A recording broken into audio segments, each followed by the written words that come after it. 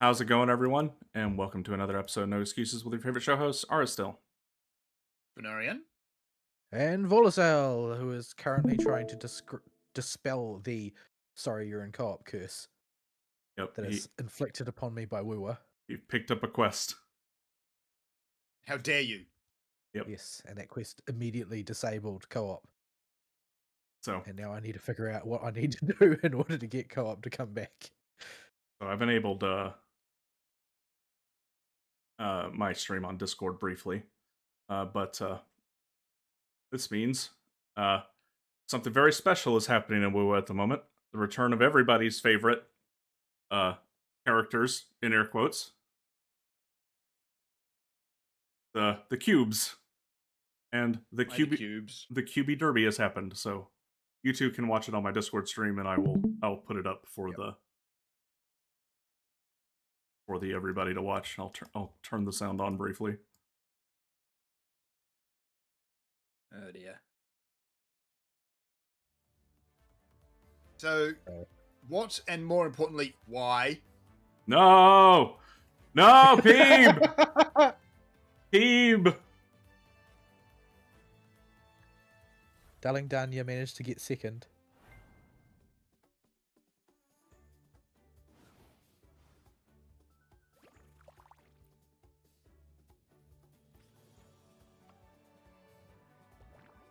Oh dear, oh dear, oh dear.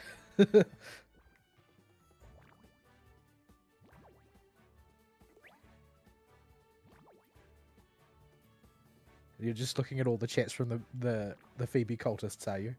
Mm-hmm. Well, Peep was in the lead at the start, I guess. Let the cope flow. There's so many of these, I'm gonna make them go away. Okay.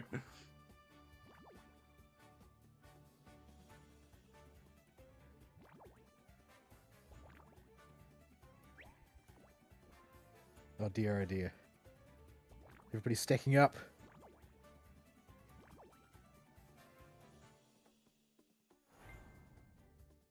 Look, Cube. How flamboyant is it?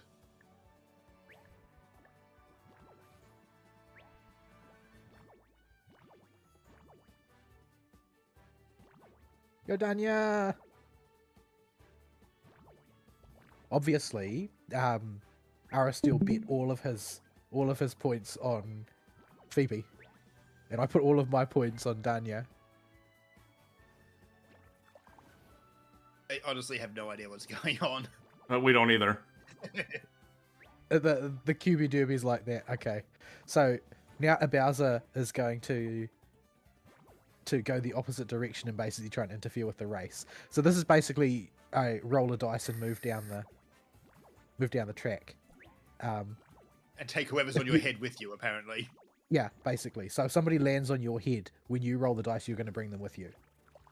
And you bring anybody who's on top of your head with you.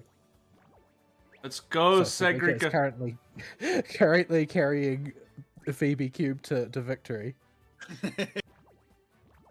My beloved Danya's in 5th place.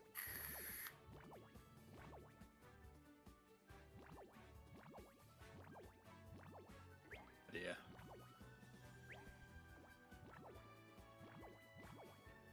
This is just a thing. This is the QB Derby. It happens in the anniversary of WoW each year, and everybody places bets on which cube they want to win. I don't think that it actually affects anything. I think it's totally random. They all have different abilities that can trigger, but yeah, like Peeb's ability, I think, is like sometimes she can just move in extra space. It's a very simple ability. Danya's as if I think if Danya rolls the same roll twice in a row, then she gets 2 extra moves.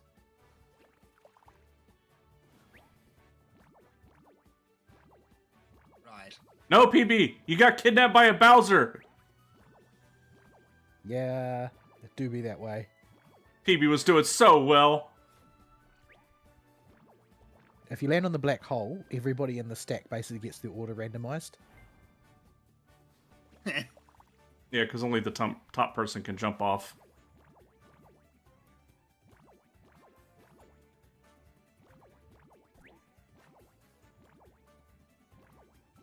Oh no! And as you can see, our Bowser grabs everyone on his way past as he goes in the opposite direction. Just takes the full stack with him. It's not your fault, Peeb. No! People really likes that black hole. And there we have it, preliminary round 1. The next round is going to be really tough for me because all 6 of the characters are my girls to support. Oh, it looks like we get to support the same ones again. Okay, so they have to resolve this one fully. At least your payout is getting higher and higher. Gotta support Peeb. So the payout of popularity points is based on how many people support them. So nobody was supporting Phoebe, relatively speaking. So the payout was really high for Phoebe, but it didn't pay off for Ari. So yeah, she was also like one of the two that was like, they're not gonna win this one. They were the underdogs. It's just not happening. Yeah, Danya was another one who was in the back of the pack, but now that she came in second in this one, her pay has dropped a little bit. Oh, So, Denny is not confident about this one either. poor Danya. It's not realistically. It's not that she doesn't have the capacity to win. It's that she doesn't have the motivation. She's very lazy. She just couldn't be bothered. Like putting in effort is something other people do, as far as Danya's concerned. PB being best Peeb.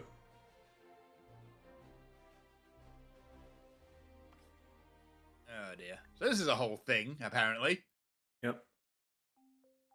Yeah, so all of the characters that have cubes are participating in the derby, and there's a preliminary phase, and then there's a knockout phase to determine who is the cubiest of them all. PB better win everything. Right. The meme demands it. Yeah, the anniversary's still going on. It's still got like 28 days. There's a ton of goodies around. I think the Lolo Express is the only one that's time gated. You just get stuff. You get this for logging in before the halfway point of the anniversary, and you get this after it. You get little coins you can spend just for doing anniversary stuff to buy junk in the shop, in this little anniversary shop, and they're all really valuable stuff like poles, cosmetics, or skins for your echoes, or weekly boss drop packs, or and stuff like that. And the QB Derby is currently going on. I think there's might be a little bit more to it as well. And as the event progresses. Oh yeah, and there's the pinball game. The pinball game. Yeah, I don't think I've got the ambition to mold over the pinball game to the extent that Ari did. I did everything one time. You got your rewards and thank you, goodbye. I got my rewards and the title. I'm still missing a star on the last one because I only did it one time. And I don't understand how the mechanics of this pinball game work, so it's all a bit bewildering to me. Yeah, I'm not sure who it determines goes in my friends list either. It's got you there. I don't know about the other two. They're the AI generated ones, I think. Yeah, But and yeah. we also I mean, have... I could. You get to a certain point though, it's luck. Yeah, So you've just got to mold over it over and over again until you get it, and it does take a wee bit of time. So I haven't had the time to work on that. and we have the obligatory mini combat event going on just for extra. What would be on the schedule normally? You've been trying at it way harder than me. Oh yeah, I used I did the once each and go. I did it twice each. The first time I used the recommended characters, I'm like, nah, I'm using mine. Yeah, I got pretty poor scores on all of them, but they're all SS scores, so what does it matter? Yeah, you only need 360 to beat it, but I didn't know what I was doing with Luke, and I'm like that, and so I just put Zonny P in there, and it worked. If I really wanted to mold over it, I'm sure I could improve my score, but it wouldn't benefit me in any way. So, yeah. So that be where we're at. I imagine the next one will probably be the Sigrika one.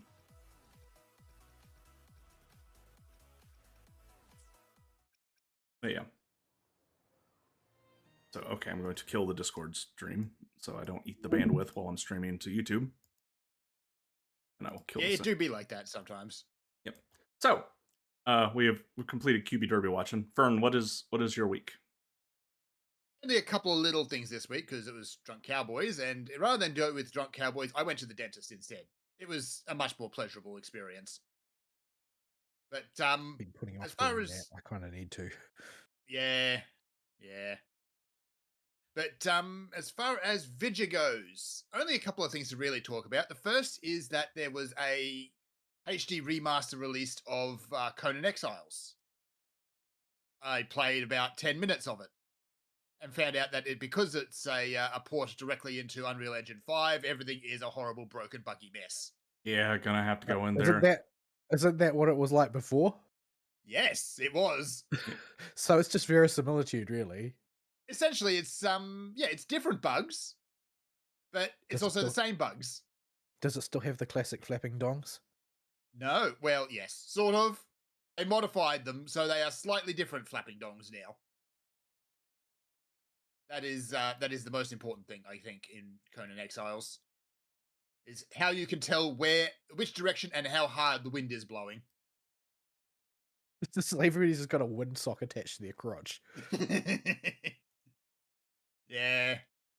The physics are a little bit enthusiastic.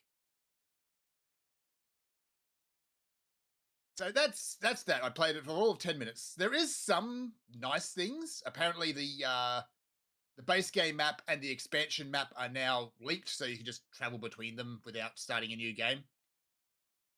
Which is good because the expansion map is kind of on its own.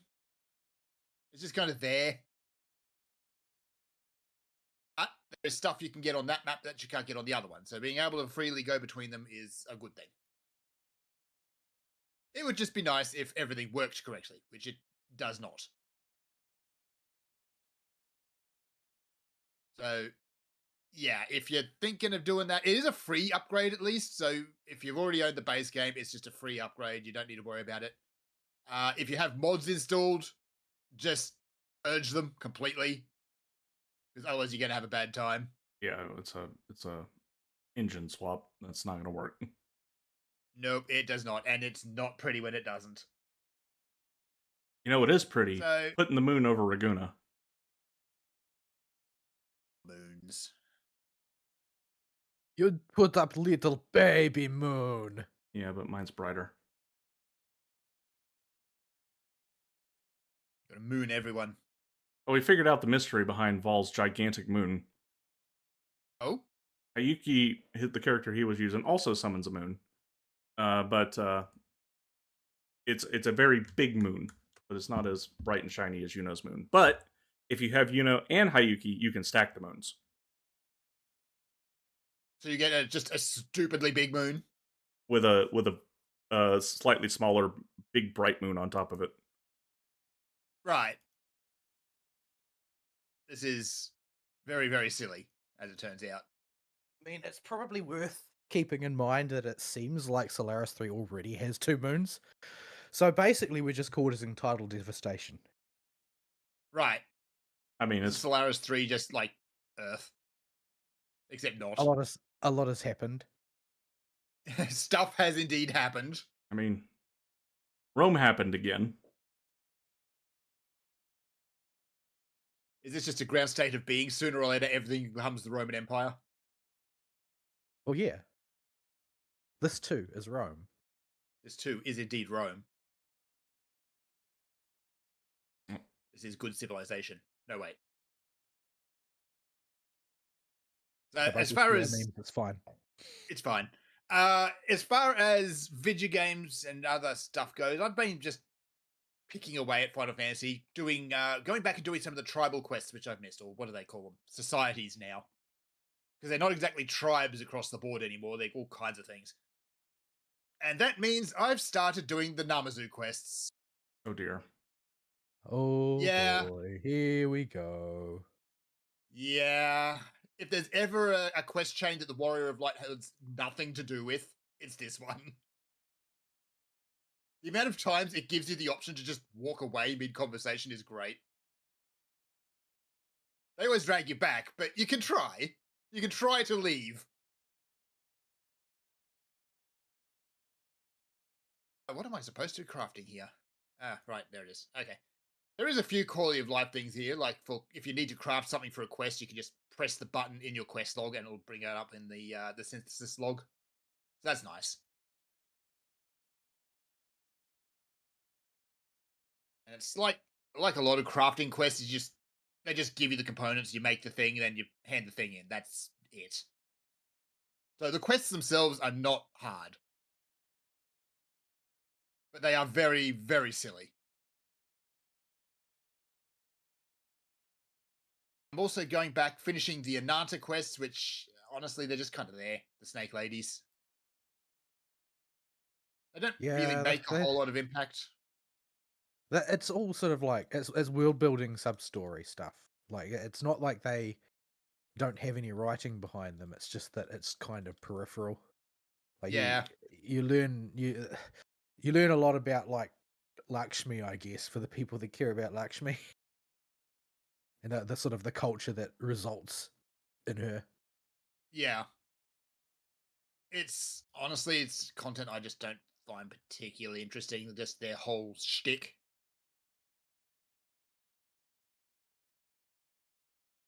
So yeah. What else am I doing? Actually, I need to look up what these ones are named because I don't actually remember what the Dawn Trail ones are called. The Pelupelu, which is the big. It's a combination of the bird people, the big bird people, and the little money merchants with the silly hats. It's I all want about building a tourist resort. I want you to think about that sentence really hard and understand why I'm laughing. No, no, I'm not going to think about it very hard. But you see, you knew you needed to avoid it. I kind of did. The silly hats is the thing. So that one's all about building up a tourist resort. And that's it, basically. You're just kind of going around and just doing stuff along those lines. The other one I'm doing is the Mumble Jar, which is also involves the Hrothgar camp at the north part of the map. And there's a pink cat guy who shows up in the main storyline, and it's basically about him running around being autistic. So that's really all there is.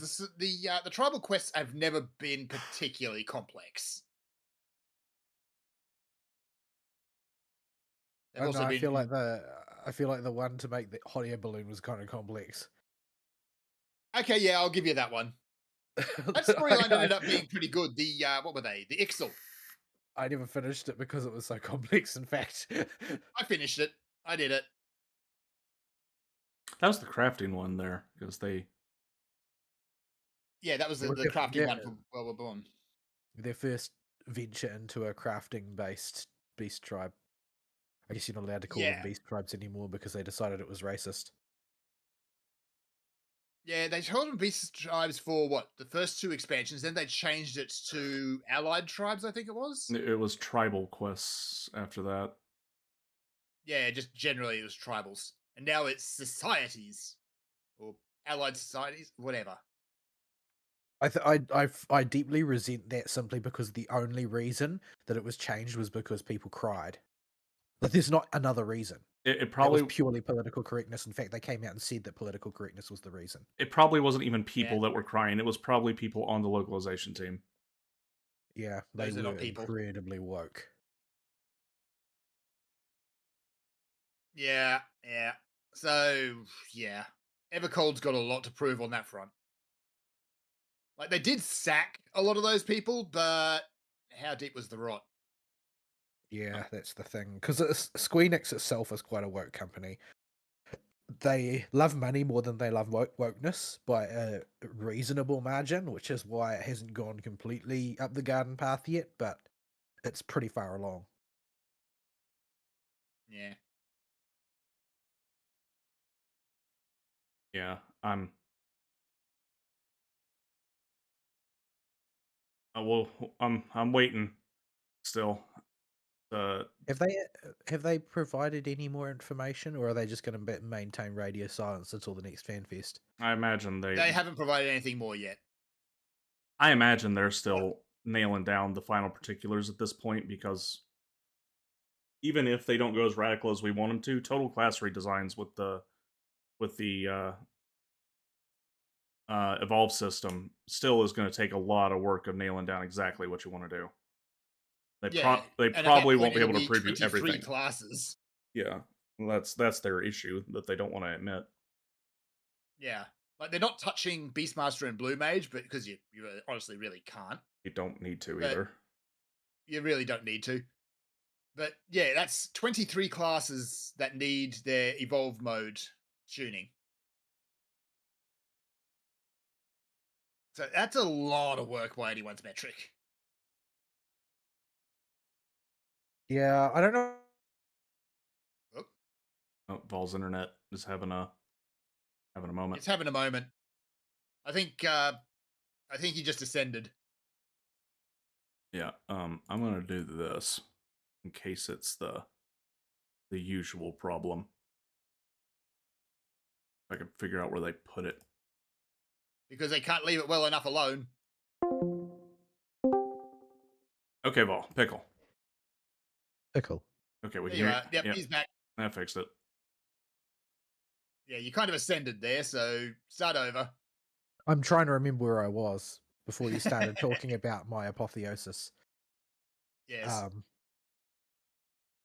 No, don't remember what I was talking about. So yeah, 23 classes being a lot of work. Oh right, yeah. I don't know why they think they need to go down this road. I know they sort of decided the spurious number of classes thing was a good idea back in FF11, but I don't think it benefits their paradigm at all. Like, I think that having a large number of classes does not actually generate varied gameplay intrinsically, and it does not actually bring more people to the game. Like, what would bring more people to the game, perhaps in class terms, might be classes that had a lot of IP gravity, but they haven't ever done that. Like, they haven't put like Geomancer in the game, and they're branching out towards preferring to branch out towards unique classes that don't exist in the franchise already. I mean, I'm pretty sure they said that, didn't they, going into this new Yeah, these expansion? two new jobs are going to be completely original. How many jobs does Final Fantasy 11 have? Let me look that up. It's a lot. It is a lot, and because you pick two, essentially you got a bajillion. Yeah, so it was. It's. I don't feel like that this approach that they're taking is something that has been, put to the proof in a. Well, it has been put to the proof in practice, but I don't think they're willing to accept that that's what's happened. That part of the reason behind the homogenization is the fact that there are too many different things to do, and they aren't ambitious enough to make them actually unique because they're afraid of what the impact would be on balance. Like, if you really want to just inflate the number of classes indefinitely, you need to just, screw up your courage and toss balance out the window day one before starting, because it's never going to be balanced. It's never going to be balanced even if you marry yourself to the idea of class balance. But you'll be happier if you don't feel like you've failed utterly if every class isn't within 0.5% DPS of each other. Here we go. 22 classes at the moment for 11. Yeah, but it's not. I don't think that it's a productive course for them to follow. I really don't. I think that a flavorful expansion of existing classes would be a better approach. Like, you don't have to do the Warcraft thing where you, like Warcraft did for a while, where they just tack one new ability on each expansion or whatever. You don't have to do that, but I think people would be happy with more bifurcation in the way things are played rather than just complete outright new classes, or if they made a really serious project out of class identity, like across the whole game, I don't think people would even notice that there were no new classes. It's already caused the dilution of class quests to role quests, which I don't think has made people particularly happy. Yeah, like I can understand it from a workload point of view because that's a lot of quests you've got to do. Yeah, but I'm just talking about from a people being happy point of view. Yeah, yeah, because that's Yeah. less content. Yeah, well, it's not just that it's less content, but there is no class identity in those. Yeah, That's just some gone. of those original class quests were actually really good. Yeah. And you're basically cock blocking your own lore expansion by not Yeah. having class quests. Like as I've said in the past, I think that the whole Dynamis thing was, pregnant with possibility in a lot of ways for expanding class quests, like particularly for my main, the warrior. Like, what is the warrior's characteristic? Well, they basically turn rage into power. Like, their sheer weight of emotion manifests as physical might for them and allows them to bend reality as a result. Because they're just that angry. And Yeah, that's just basically unbelievably pissed off. It's great. this is basically like this is manifestly a sort of like vestigial ability to use Dynamis. Like, they make it pretty clear that the norm is most people simply can't use the warrior arts. They're really rare.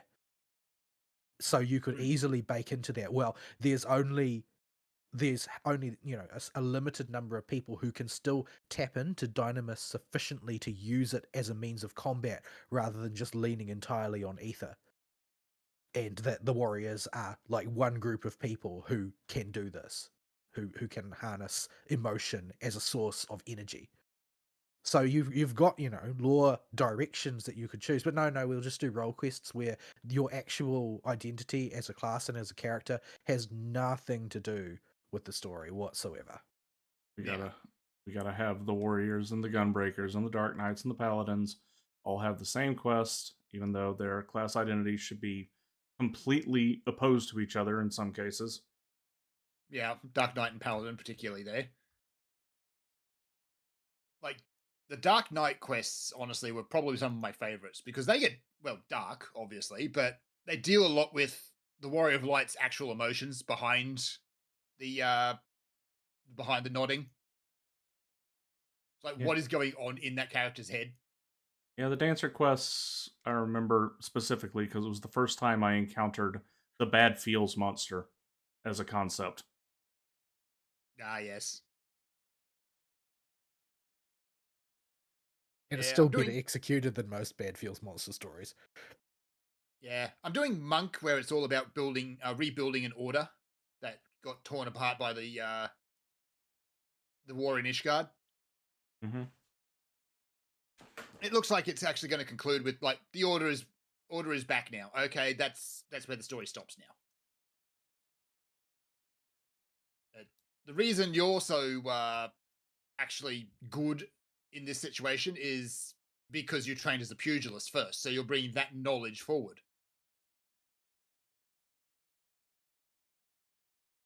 So every job had something cool like that. Like machinist, you're basically building a completely new style of fighting from scratch. Because it was like they were setting out to find a method of fighting that was competitive with their classic knightly arts. Something like that, yeah. But it's also like there's a bit of lore if you mouse over the machinist soulstone. It's blank, unlike the other ones. It's blank. So yeah, you're just doing everything from scratch. So yeah, Summoner. I forget what Summoner was all about. There, I think you had a rogue Ascian at the start, or someone dressed as an Ascian anyway. Hang on, I'm being distracted by incredibly smooth brain fish people again. Oh, I thought you were going to say Yuno's kicking the water again. Not looking at your stream, so yeah. I turned it off. I was like, that doesn't make any sense. Yeah. 'Cause, the feet people have to get their kicks, I guess. You feed people. You feet people, why? Feet people are not Also, feet. why has this Namazu got a weird and unique face? It's just disturbing. Why do gacha games have to make the feet characters so fun to play? Maybe it's because the feet enjoyers are just that enthusiastic. The feet No, enjoyers, what you're going to find is that the world is actually controlled by a cabal of feet people. Oh. I could honestly believe that. I think it would be a significant improvement, to be honest, considering who actually controls the world these days.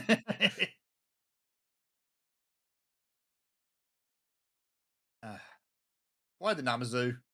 Just why? I mean, they're Wasn't great for released for us. kicking, but that's it.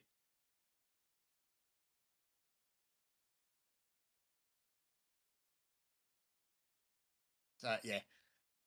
As far as other stuff in Final Fantasy been going, I've just been leveling and grinding monk, a little bit at a time. It's honestly most of your rotation could be boiled down to a single button if you could just squash it down. So Yeah, I have Dalamud installed. I could probably just look and see if there's a mod to do that. they're almost the PvP mod will let you. There was a mod anyway that lets you basically. It had a bunch of pre-canned ones, but you could build your own.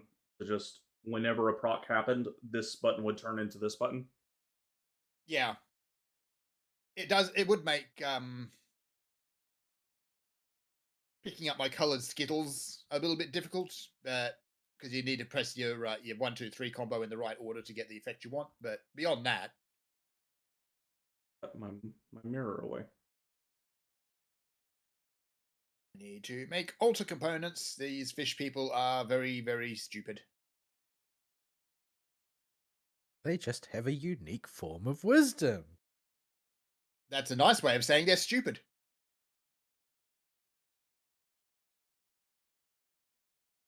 So yeah, I haven't actually progressed the main storyline at the moment because I need to sit down and just grind item levels, and then I can go and do the fight with what was her name again? Hang on, Don't know. Zelenia. Who, Who? Zelenia, if I recall, is based on I think it's Beatrice from Final Fantasy 9. Oh, right, that's what we were doing this expansion, isn't it? Yeah, we're doing some Final Fantasy 9, but only sometimes. You know, when we remember, instead of the world's most boring and terrible zone. But Steiner's not even in it. No, I know, right? What's the point? You don't have Steiner. Yeah, he was like the best character. He was the best character, hands down. I mean, you have Otis, who is kind of fills the role, but not really. And then he dies Twice. twice. For no reason. To save the life of a simulacrum. Of which there are an infinite number. Why is this craft completed but not completed? Ah, there we go. Because I am dumb and looking at the wrong gauge. That's why.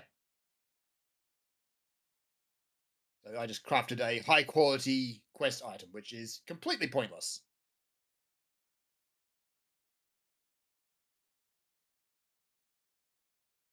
There really appears to be no way for me to drop out of this ice form without having energy to ult. I'm just stuck with it forever.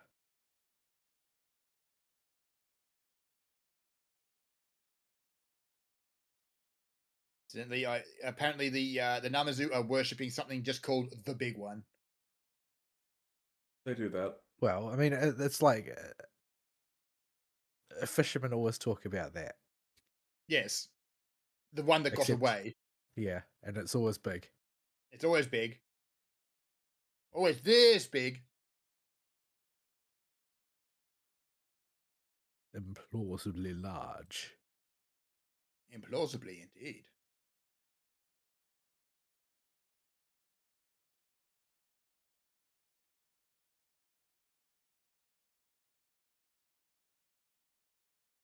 Yes, and a great picture of the Namazu all dancing happy, and the Warrior of Light just looking like they want to be somewhere else. That's perfect. Oh yes, that is like the typical reaction to the Namazu. Yeah, could I just leave, please? Yeah, it's one of those things that always puts me in mind of Soul Eater, the Excalibur expression, which I gather has all been explained now. Yeah, I heard he expanded on that lore a lot with Fire Force. Yeah, like apparently that's where Excalibur originates from. It's like one of the few Right. carryovers when the world was rebuilt into the Soul Eater verse. Wait, Fire Force is part of the Soul Eaterverse? Oh Yeah. yeah, they reveal that very early on by showing that the it's got the same moon in the sky and that sort of thing. But it turns out that it's actually a prequel, and that Huh. the Soul Eater verse is the way that it is because at the end of Fire Force they remake the world in order to overturn the rules that result in spontaneous human combustion. I see. I've been meaning to go back and watch Fire Force because I think the anime is finished now. I read the manga. I Yeah. didn't watch. I don't know where the anime's up to. Oh, the anime's finished now. I watched like the first couple seasons and then I sort of fell off the bandwagon. But Yeah, it did like on the day of the final episode airing, it like absolutely stormed my social media feed. as they do. So yeah, Fire Force, literal firefighters. Well, I Very, mean, very odd this is concept. it's a novel take on the church very militant concept. They Mm. they even came up with a way to explain clumsy girl who always falls out of her clothes. Yes. Yeah, she's definitely there. It has been a while though. Yeah, I've kind of fallen off the anime bandwagon lately. I need to probably get back on it. You got to find the latest incarnation of Bob. Yeah. There's a Yeah. Russian mirror of Nine Bob that I've been using. Yeah. I could try just using a VPN, I suppose. That's VPNs are just kind of jank and annoying at the best of times. I I more mean, Well, just hate the fact that they have to use it. there's also websites that spit the dummy if they see you using a VPN. Oh yeah, they do. They just say, nah. yeah, generally, like I have Proton VPN installed, but I don't keep the sub active, and I'll turn it on if I need it for a little bit. I'll pay him $5 or whatever. Yeah.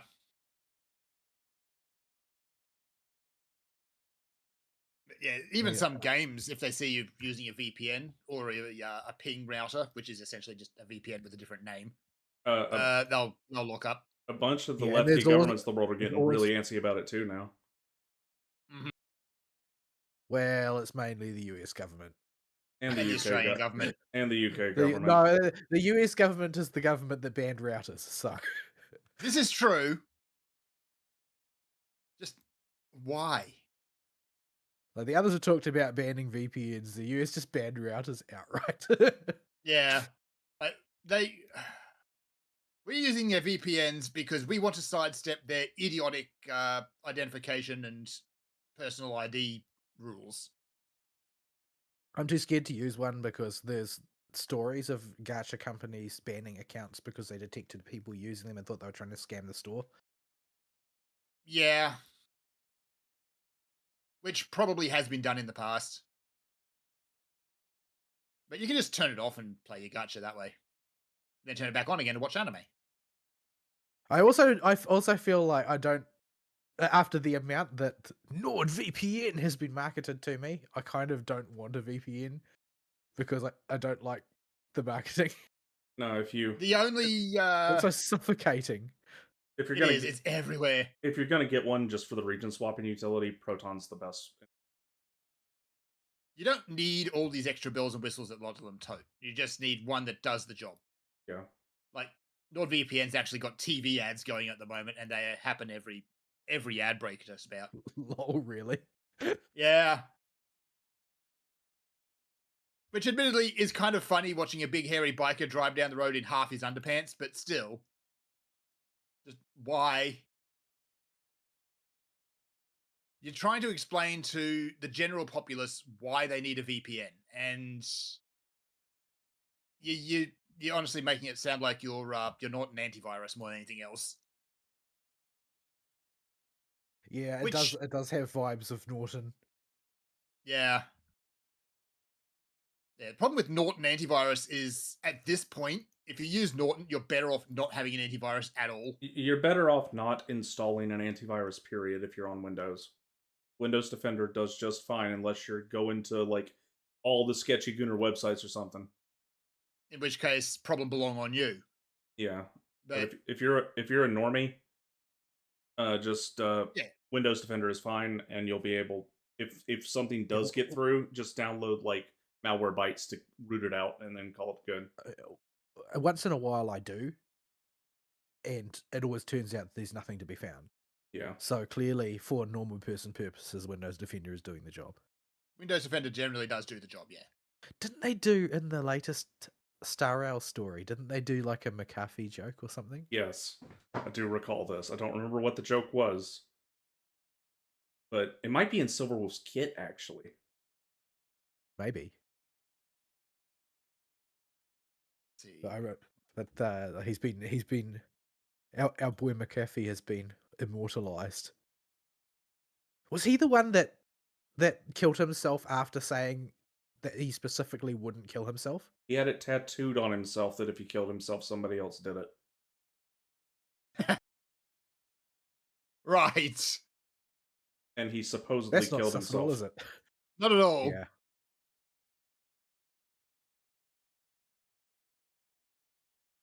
Yeah, he had his toes in ticking off a whole lot of the elite class. It could have been any number of them.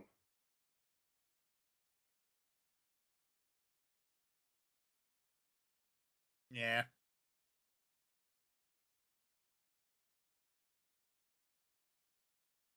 Let me see. I'm just having a quick flick through Dalamud at the moment, looking at button press mods. There's a lot of Blue Mage helper mods. Yeah. Blue Mage. Don't I'm not I gonna mean, abandonware. Oh yeah, I mean, yeah. I mean Blue Mage Burning was down the house has an update. burning down the house is something I will need when I come back. No, because we don't have houses anymore. I'm that really does hurt a lot losing that house. And I'm more annoyed that I lost the money. while the chain of the house that was binding me to the game longer than I would have normally is now gone, that same chain now is a weight holding me from coming back because I know what I lost. I'm glad that I didn't invest very much in it. And this was the paranoia that kept me from investing too much. Was that I was afraid that I would someday leave and then it would just be, a lot of effort that I couldn't come back to. So I mean, I had fun with the house while it was there, I guess. But I mean, hung out with people in my house and had fun decorating it, but it just kind of hacks me off that their housing system is gonna if it just put the house inside of a box as was, and if I bought the same type of house, like if I got another small house, I could just transplant my old house. That would be nice. That would be nice. Maybe not the yeah, but exterior. that would be tantamount to encouraging people from quitting playing though. This whole thing is supposed to chain you to the game. Yeah. Yeah. They've actually increased the investment now because you can pay to expand the interior of your house. That's more sunk cost.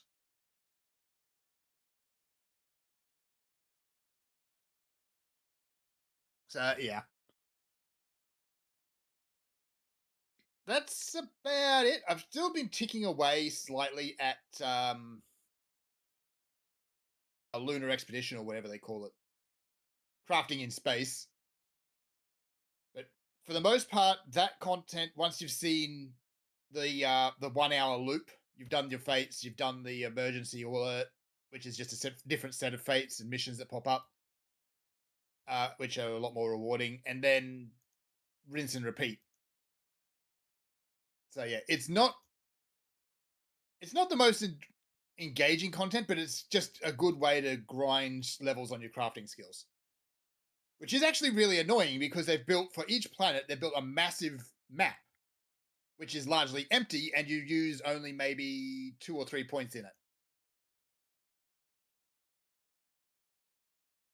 So yeah, you've got the hubs in the middle of it, you've got all the travel locations around, and then each level of quest has a place where you go to mine, chop, or fish.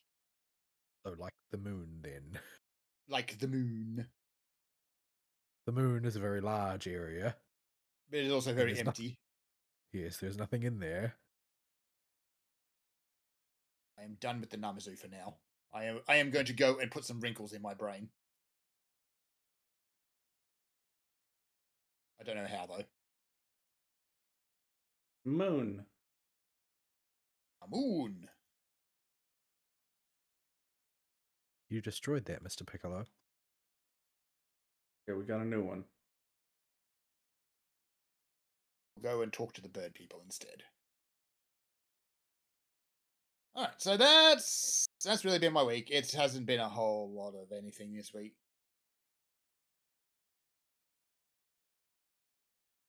I think good new vidya just come out. Actually, I need to go back and finish Monster Hunter Stories 3 is what I need to do, among others. You didn't finish it? I didn't finish it. I kind of drifted away. Can't Huh. remember the last time Fern finished a game. I do tend to drift. No, hang on. I finished a few shorter ones. Last big game I finished was... I'm trying to remember.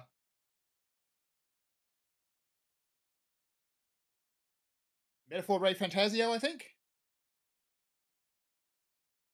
Let's see. You finished the most leftist game since Disco Elysium. Congratulations.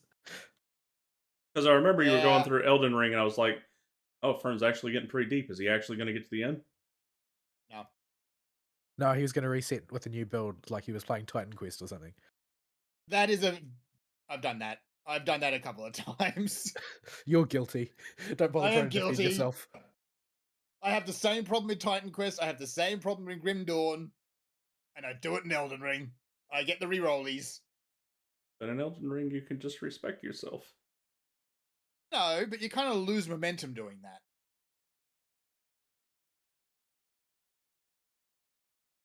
Also, twin gargoyles are a pain, and I hate them. I put the Hiyuki cube on my bike, and now it's watching me everywhere I go. Is it judging? That's what you need to do, Fern. You need to get to Laja Roy so you can see what we're talking about. Yeah, and this the Cyberpunk story as Yeah. well. Cyberpunk 2077 is getting a full crossover with crossover characters. Huh. Free 5-star included. I didn't Huh. watch the anime. Did you watch the anime by any chance, Fern? Because I didn't. I So did I not don't know. know. It was well received, but it was mainly well received by normies, so I don't know if that's actually an endorsement. Yeah. You don't know. Because it looks, for Cyberpunk, it looks very bright and colourful. Which is kind of a little bit off to me, because everything else about Cyberpunk is gritty and dark. I thought Cyberpunk was like a Neon City Punk, It is. to at least some extent. It is. So, yeah. Maybe I should actually sit down and play Cyberpunk 2077. I've never gotten that far in it. Oh, this one's based on the Your computer anime. run it? The anime is based on the same source material. Yeah. Yeah, my computer can run it. I thought it was like Crisis. It was when it first came out. That was more of due to the thing having shoes. Bugs. It had shoes. Asteroids at my location are still. I'm trying to get to you. Fucking a railing. There we go. Yeah, when it first launched, Cyberpunk was buggy as all get out.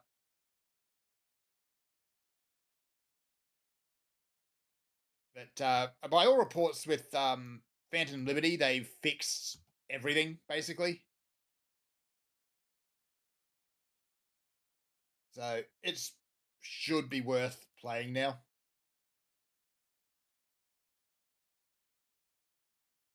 The question is do I play with mods and take out some of the weird janky things? First playthroughs, I go modless for everything. I generally do as well. But when I first played it, way back when I first got it before Phantom Liberty, there was just some weird janky bits that just didn't make a whole lot of sense. I remember the opossum got Cyberpunk and he was playing it on the PS5. And he was like, I'm moving so slow now. Didn't know that you had a weight limit. He Jeez. is the opossum. I mean, I don't know what you were expecting, TBH. Like, this was a moment when my already low expectations for the opossum somehow picked up the shovel and started tunneling under the ground. Yeah, encumbrance limits are not a new thing.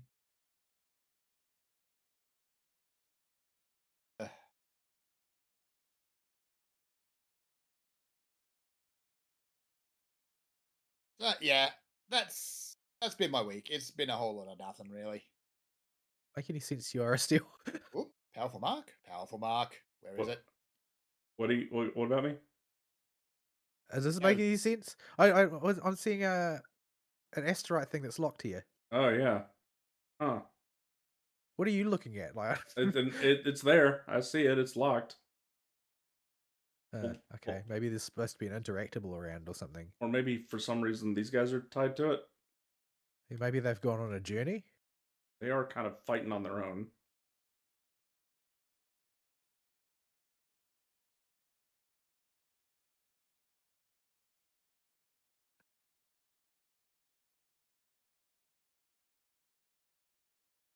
It's a big kitty. I'm Nope. afraid a big kitty. It's still locked. Sensor out. Let's see. Whoops. Why are you shooting arrows into the ground, bruh?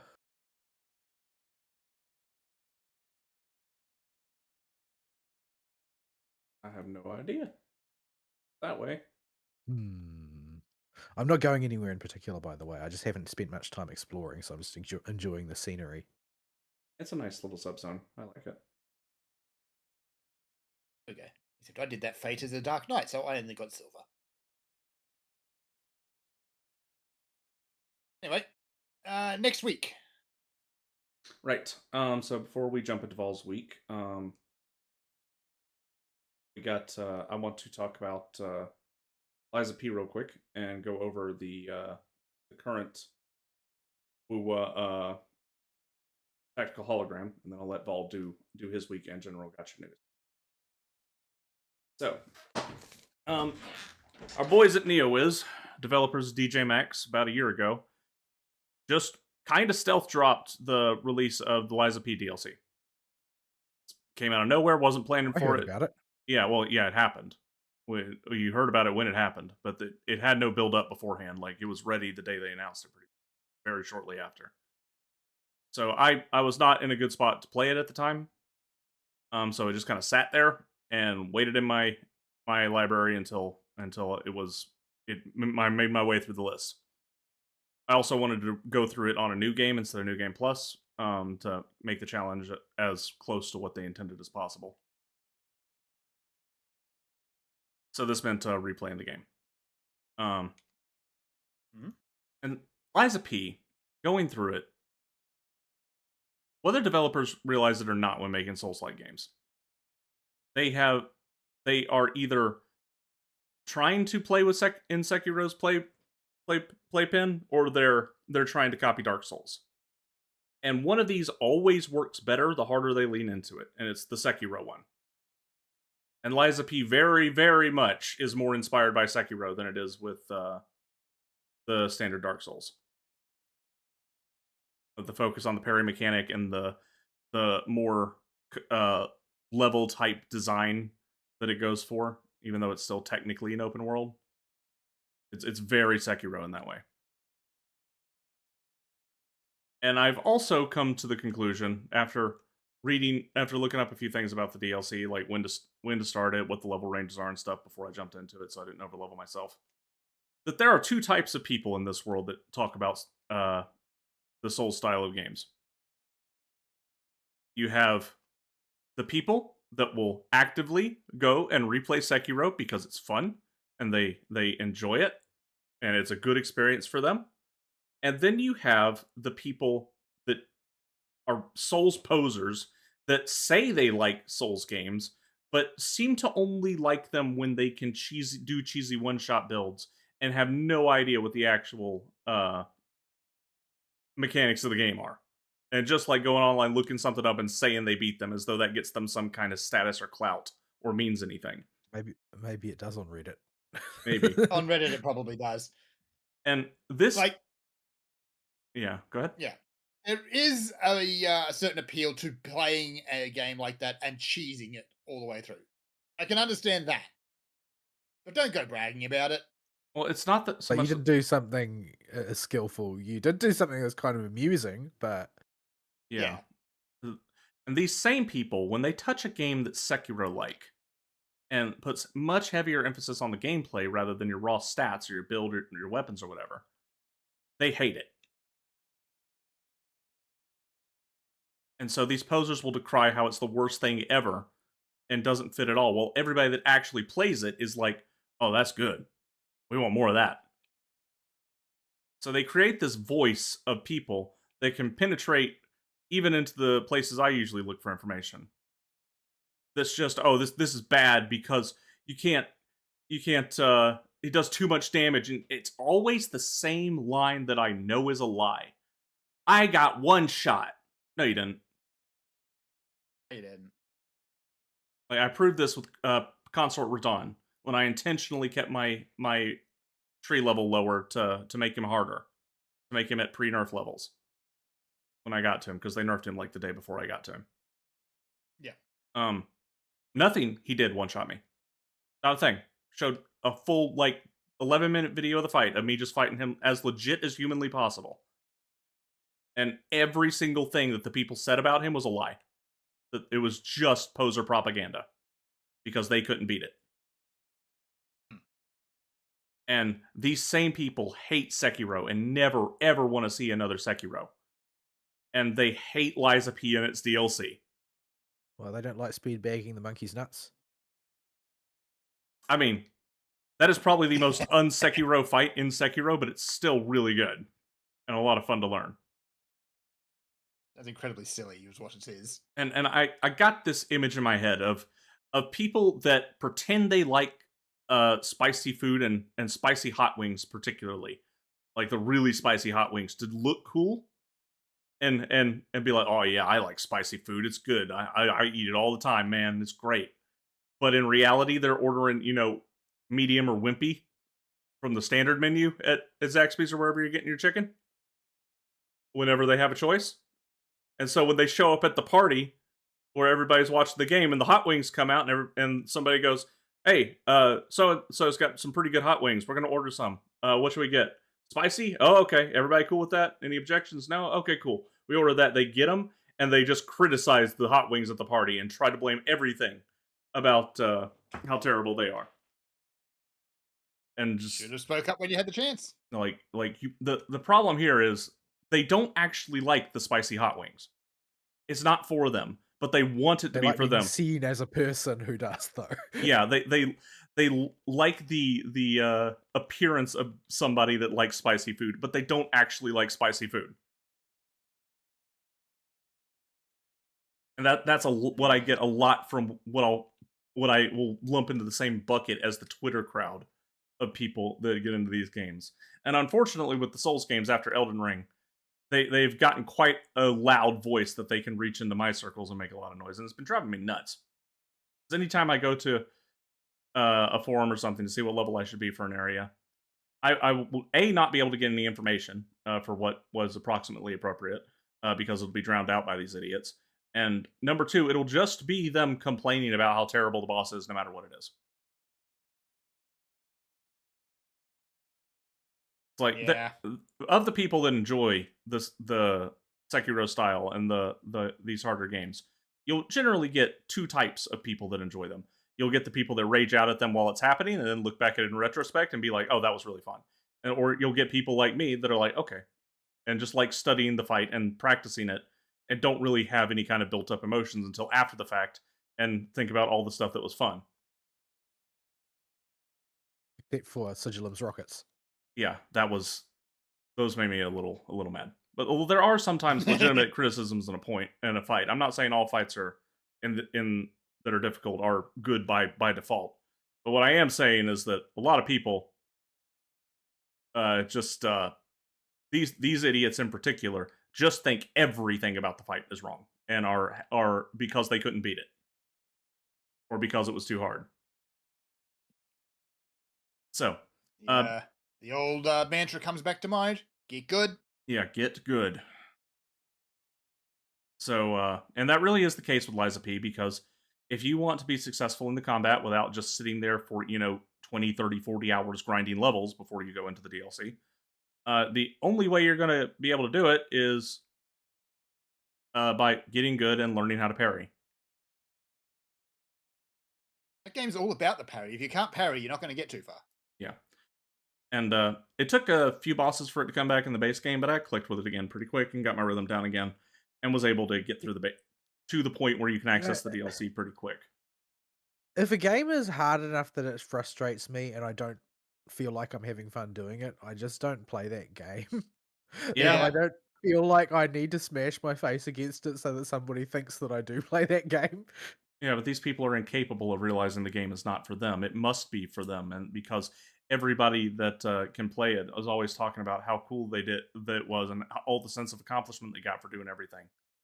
They want to be part of the in crowd. But that just ain't for some people, and these people don't recognize that. I'm gonna take my gold on Battle Tower and ZZZ and go home. I'm not going to mold my way up to the top. I'm sorry. Yeah, whereas I'm gonna sit there and I'm gonna do all the holograms on up to the highest difficulty I can, and keep bashing my face until I've cleared difficulty 6 for everything. There's no shame in just saying, okay, this game just doesn't mesh with me, and moving on. There's nothing wrong with that. But these people are incapable of that. And what frustrates me above everything is if we didn't have Elden Ring to show that, specifically Shadow of the Erdtree, and Silk Song shortly after to show that, the people that like these games actually like them a lot the way they are just fine, it would be very hard to convince anybody to make any more of these type of games. Because these people are so flippin' loud. And there's so many of them. And we don't want these games to change. We want them to be as they are, even the ugly parts, because that's just part of the charm. Is the bosses have weird mechanics that are difficult. They hurt, and they test your brain in different ways. And maybe it's not your preferred way for that particular boss, but there probably is one later that does. And they all have some value and merit. And those of us that actually play the games can have very interesting and genuine discussions about what we did on each boss and why that particular boss was fun and what we liked and didn't like. We don't want these games to change, but these idiots, if the companies were to listen to them, we'd never get a difficult game ever again. Oh no. No, I don't No, like the sound these of guys oh are no. easy. I fought them before. Oh, okay. They're not hard. Whoopsie. The problem is that I just got myself animation locked into the ground. Because that's how I do. Now I've got 1 hit point and a bunch of shield. I will attempt to You fix can't pass me any more shield, can you? No. Right, I'll rely on invulnerability during animation to keep me alive there. Oh, yep. And you took Yuno's meter, or concerto meter, so I can't give you the healing aura. That's obnoxious for co-op.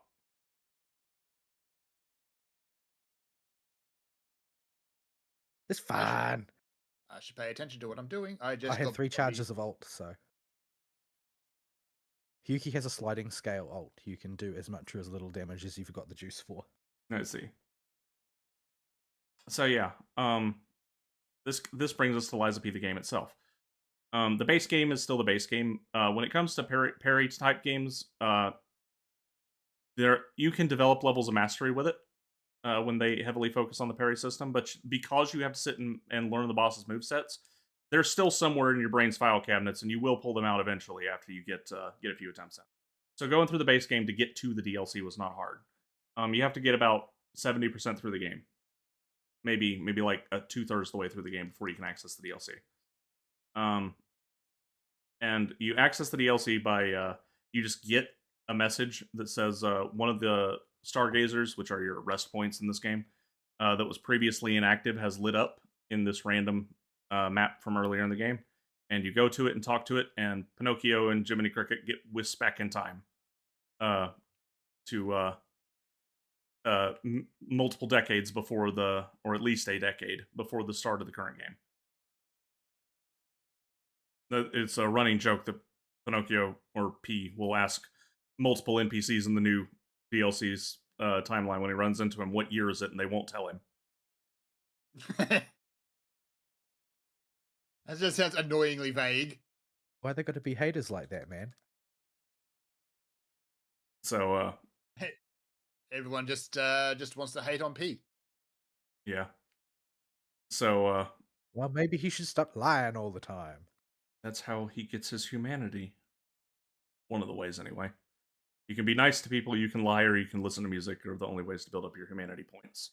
And you need enough of them by the end of the game to get the true ending and fight the real final Become boss. a real boy. Yeah, well, it actually is. You become a real boy because the more humanity you get, the longer his hair gets, and his little mechanical heart starts beating more and more like a normal heart. Turns him into a hippie. Yeah. So, Get a haircut.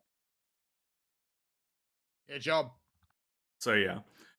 So you get to the DLC, you go back in time, and you wind up outside of the zoo of the city that you're in, which is not an area you can normally access, because in the lore, the zoo had been burned down in some previous event. So far, we don't get to see the burning, but you get to go explore the zoo. And it turns out, right before it burned down, the main villain group of the game, the Alchemists, were doing all kinds of weird, sketchy experiments in the area.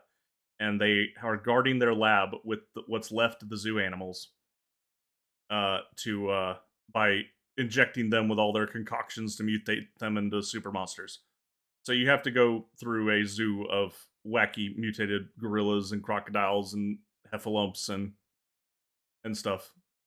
And it's very strange, but a lot of stuff in Lies of P is very strange. But By design. yeah, so I've done a good chunk of the DLC, I think, but I'm about halfway through. The zoo is the weakest part. Its boss and mini boss in particular are the weakest, but so far those have been the only misses in the DLC. The first mini boss is a heffalump that looks like a normal heffalump elite enemy until you realize it has a boss, or it has a much bigger health bar. And at 75% HP, its head explodes and 3 wolf heads pop out. That's no, that's not normal. No, and the wolf heads are slimy and on noodly necks. Because why not? It's a terrifying monstrosity. And this thing is, the reason I don't like it is you fight it in an arena that is white because it's winter. And you fight this one outside, and it introduces the frost effect that areas outside can have. And this means he can breathe frost and leave frost patches on the ground with his AoE attacks, but on a white background, it's very hard to see. And you also fight him in a very compact arena, so needing to know what ground is safe is important, and it's just not very good about that. It's also big and flaily, which would normally be an indicator for you want to dodge some of these attacks, but you just don't have the space to. So you have to learn a moveset that's not the most fun to parry. But he's right by a checkpoint, and he is a mini-boss, so you can get through him pretty quick. The boss of the zoo is better, and seems more like a boss that was designed to get you back in the groove if you haven't played in a while. If you were to like pick up the game after a few years of break and jump right back into Lies of P, is what this boss is for. He's a mutated crocodile, and his whole shtick is he just hits like a tanker truck. His moves are big, telegraphed, not particularly fast. He can run across the arena, but you got plenty of time to read what he's doing. And everything he does hits like a truck. So you're he really does feel like they put him here just to make sure people remember how to play the game. But there isn't a whole That's lot to note about him specifically. that's a good thing though. I like that. But they do that. Just here's the warm up boss. Yeah. So after the crocodile, um, made notes. You get to the greenhouse, and we finally get out of the snow. So we don't have to worry about the frost effect anymore on enemies, and we're now progressing through a greenhouse that, for some reason, has puppets all in it. And puppets are our main enemy type in the game, along with humans and the alchemist experiments, which they call carcasses. And these puppets are incredibly, unlike the other puppets, very, very woman shaped. Oh my. And these are the personal creations of the boss at the end, apparently. They are all much more deadly than standard puppet models and are ridiculously fast and agile with long combos, even the trash ones. So you get to The the boss, a man of culture. no, the boss is a woman of makes a throne of Degeneracy. makes a throne of bodies type of woman with high heels Oh my. and the supermodel strut while she's walking towards you. Right. So the Dami Mami wannabe is called Maricona, Puppeteer of Death. And Write she, that in her journal, did he? yeah, and she really is all full of herself. The basically the good guys and the person she's trying to hunt down at the zoo thought she was so beneath their notice that they didn't come after her like she expected, and she set up this whole greenhouse to wait for them. And they just totally ignored her, and you just How and does it feel? so she's decided she's going to take her frustration out on you, and she's a dual Because boss. you're here and he's not.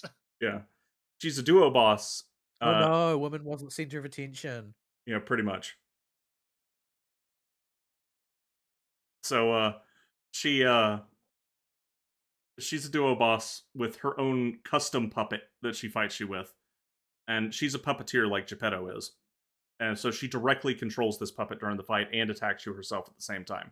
Geppetto doesn't fight you in his boss fight. He just sends you just fight his puppet, but for Maricona, you fight both her and the puppet at the same time. Now, normally this is a recipe for oh dear, what are they doing? These fights are always really tough to do. They found a good way for this one. Basically, the puppet will remain passive unless Maricona commands it to do something, and you can see her command it to do something, and she will not attack while she's commanding it. Now, this isn't to say that her and the puppet can't attack in tandem. They can, and split your attention. That's part of the challenge of the fight. But she will not just keep the puppet active, relentlessly assaulting you nonstop. Okay. So you can see when the puppet is active by looking at her gauntlet. It'll flash red, and she'll do an animation that signifies that she's now got the puppet in attack mode. And you have the fight has a lot of ways to approach it. You can focus her and just deal with the puppet and block its attacks as they come in tandem with hers and just take the less openings from the puppet being there, or you can attack the puppet. And if you kill the puppet, she loses about 7% of her health and damage from feedback and gets stunned briefly for about 5 seconds, and then the puppet needs to recover before its health comes back. And so it'll sit there rejuicing for quite a while, like somewhere around 15-20 seconds. It'll be out of the fight. Something HMS Nirvana, lowly tuna fishing vessel. Yeah. So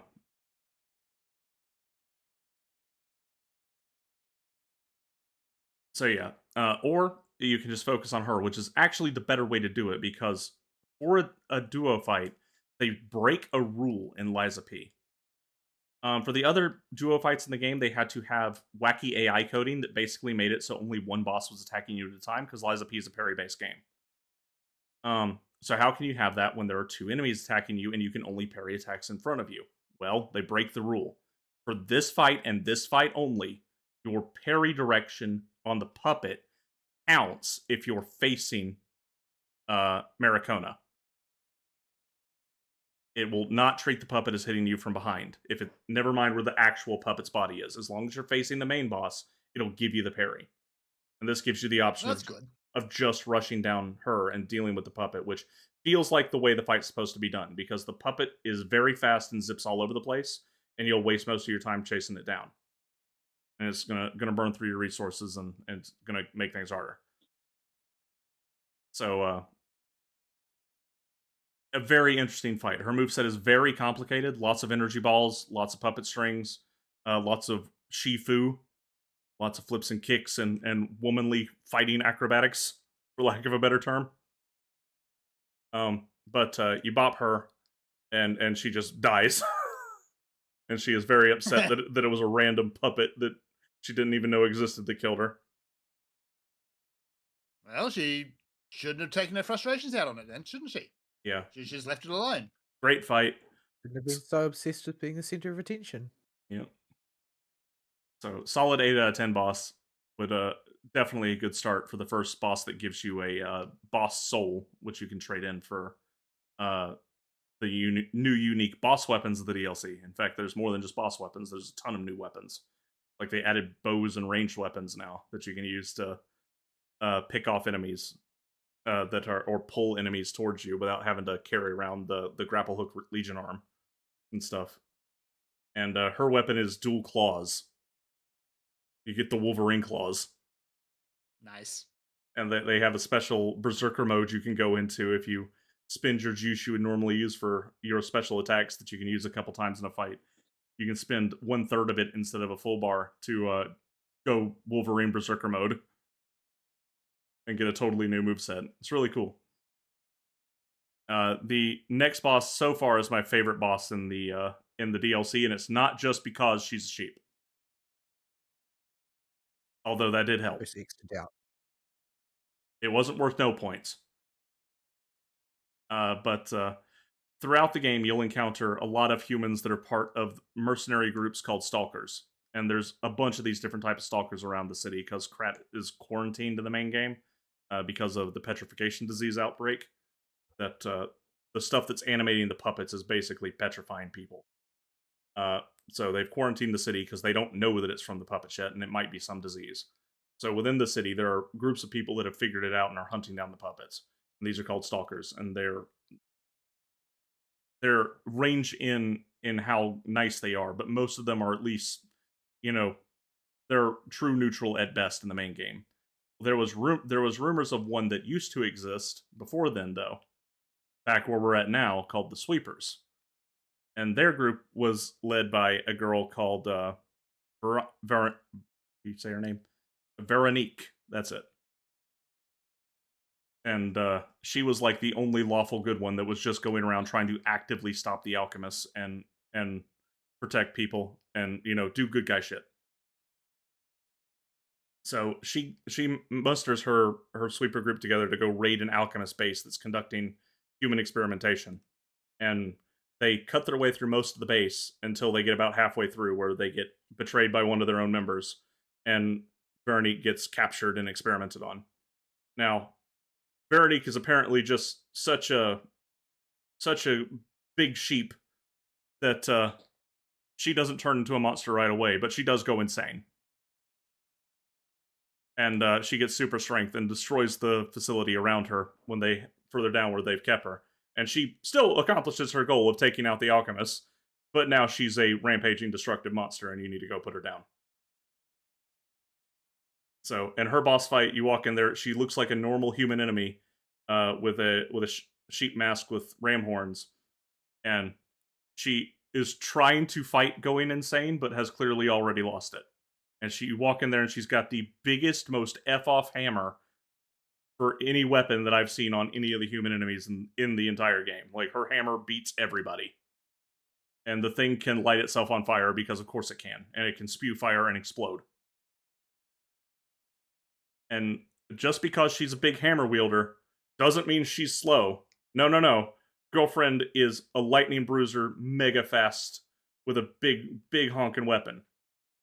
And her fight is very interesting, that if you try to exploit the normal human weaknesses on enemies, like being able to backstab them, after the first one, she will just grab you, flip you over, and slam her hammer into you, negating your backstab and hurting you instead, so you can't cheese her.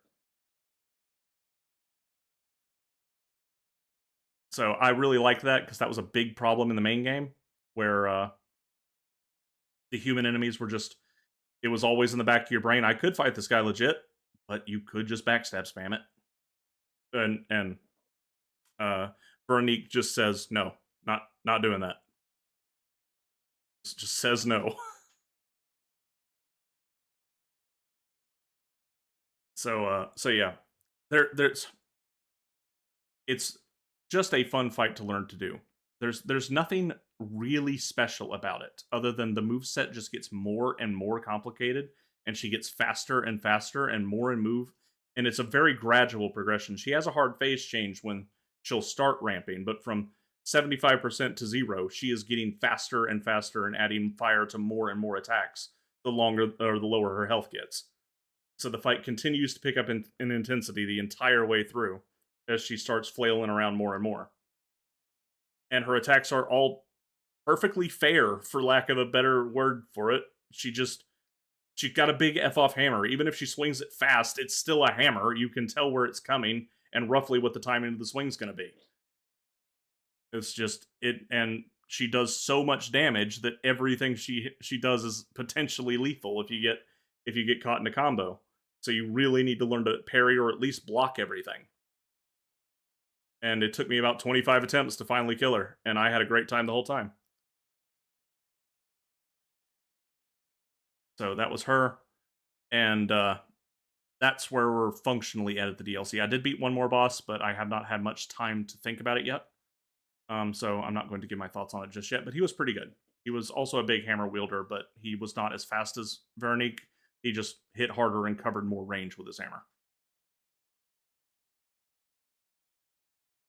So I haven't processed my thoughts on that one yet, but I did enjoy that one. Probably about like 7 or 8 out of 10. But yeah, we're doing good so far with the DLC, and I've heard good things about especially the final few bosses of the DLC, so I can't wait to get to those and try them out. Liza P continues to impress with how well our resident DJ Maxx developers can make a Souls-style game. And so far, at least halfway through, the DLC has a strong recommendation. The level design, if nothing else, is really well done, especially the Alchemist Laboratory and the greenhouse. I need to put the stand up from the toilet guy in it. His song is in the game. All the records you find that P can listen to are all DJ Maxx songs.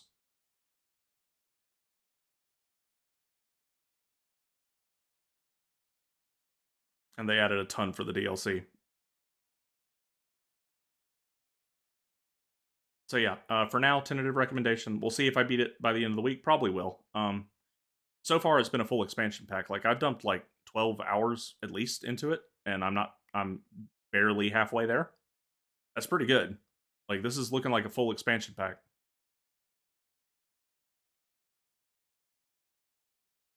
So we'll see. I'll give it a full, more in-depth review, although I'm expecting to give it a solid recommendation from what I've seen so far. Right, so that's pretty much all that ate my single-player stuff this week. Talk about ZZZ during Vol's week. One thing Vol won't be able to talk about is the one gotcha thing I did that, well, I guess you kind of did it. You did the lower difficulty version, and that's the Sigilum boss in the Tactical Hologram. I finally beat difficulty 6. So, the Sigilum boss, he's a humanoid mech that's about twice the size of your player character. He is a good fight, aside from one element of the fight that drove me nuts. And that's, you fight him in space. I guess this is justification for it, but he has laser missiles, that in Phase 2 especially, that just don't have any sound. And Is that intentional or is that a bug? I don't know, but it's very annoying. I don't recall them ever having sound effects, so I think it's intentional. And these lasers come out fast, and follow up a lot of his attacks and make it very hard to figure out when they're coming. I mean, maybe they've got sound, but like, I've never seen him use it anywhere near my character. Like, he's always miles away when I see him use it. Yeah. So I don't know if maybe the sound is just it's not tuned such that you can hear it at the range he's actually going to use it. Yeah, because I was playing a team of characters that is very, very mobile in that fight because the boy zips around a lot. And I just wanted to try Yuno out too because I just got her and I wanted to put her into a real boss fight. So I did it with the Yuno team. I did it with Yuno, Linne, and Mornier. It was a no P allowed zone, unfortunately, because he's Spectra Res. And he was fun to learn aside from the missiles. A lot of people are going to have some problems with some of his mechanics at first and say they're just unfair. He does have one mechanic A lot that of people aren't going to be running double healers. Yeah. There's one mechanic I can already foresee people complaining about. And that's that his time stop basic he has 3 time stop moves, all of which are dangerous, or 2 time stop moves and a phase transition move, all of which are insta kills. The first one is you can see right away just by getting up on his nuts as soon as the fight starts and whacking away at the air as he spawns in. He will always open with this move if you do that. Where he will stop, a parry circle will appear, and if you parry it, you'll parry the first hit of his attacks. But afterwards, he'll do a slightly delayed, big, or not super big looking, but very big damaging wing slash. And the way I deal with this is I have Mornier go in there. Mornier is going to parry the first attack no matter what because she has so much going on with her basic attack string that it's functionally impossible to miss a parry at that close range on the ground. And then use her shield to no-sell the big swing. This attack is going to catch a lot of people off guard, and it catches me off guard still, and was a reason for a lot of bad starts whenever I'd swap to Yuno and he would do it. Because this will just one-shot low-health characters. From the very start of the fight. He needs no buffs at all to kill somebody with this. And I can see a lot of people getting frustrated with that, but there are ways to deal with it. You just gotta keep practicing and figure it out. And given that we only get 1 hologram per major From patch, from a cold start, you can dodge both of them in sequence. The problem is it's still going to cost you some health, but it's not going to cost you lethal. Yeah. Yeah, and the first parry breaks the rule in that it does a little bit of chip damage anyway. I've noticed. I don't know why that is. I don't know if that's a bug, but it's not significant enough to kill you. Now I am opening with Mornier, so I fix the damage immediately. But her defense is also through the freaking roof. Yeah, so that chip damage from that parry isn't the end of the world. So yeah, you got that. The other time stop move is much harder and is going to take several attempts to get down because it comes very late in the fight. In phase 2, instead of doing that move I mentioned before, our boy Sigilum will time stop, fly out of attack range, summon stars all around your character, and I hope you aren't animation locked because if you are, you're dead. If you're not animation locked, you can you're probably still dead. Yeah, it's a stupidly tight perfect dodge window, but you have to do it. There's no way to cheese it. It's an omnidirectional shot of these stars that will just kill you, and they will explode. You're just gonna get caught, and you have to dodge the microsecond time on stops. You have 0 time to think about it, and then afterwards there's a very slight delay, and a second explosion will follow at the point of origin where those stars all condensed into one. So yeah, that's the other attack that's going to get people. And there's just no way to deal with it other than get good and try not to animation lock yourself unless you know you're safe. Watch what he's doing. If he's starting to move and he's moving awkwardly, like he's about to, because I never figured out the exact tell for it. If he's moving awkward, like he's about to go do something other than a basic attack, but he's on the move, probably don't want to get yourself stuck. The other attack is the phase transition attack. where he will, after you empty his first health bar, he will get all of his health back, and he will zip up into the sky and summon the FU Sword of Death to strike the entire arena. There is no outranging this. It's an omnidirectional full arena hit. Your only option is to perfect dodge it. You can't block it with Mornier. He says no. Your only option is to tune break him at that moment. Okay. There is one other option, and I actually did it on my winning attempt. But lining it up can be a little difficult. When this sword comes down, you have to dodge at the last microsecond before that thing hits the ground to get it counted. It's a very, very tight dodge window. I mean, I'm thinking that thing is like 8 frames tops. And there is nothing to look at to help you. No, you just have to learn the timing on it.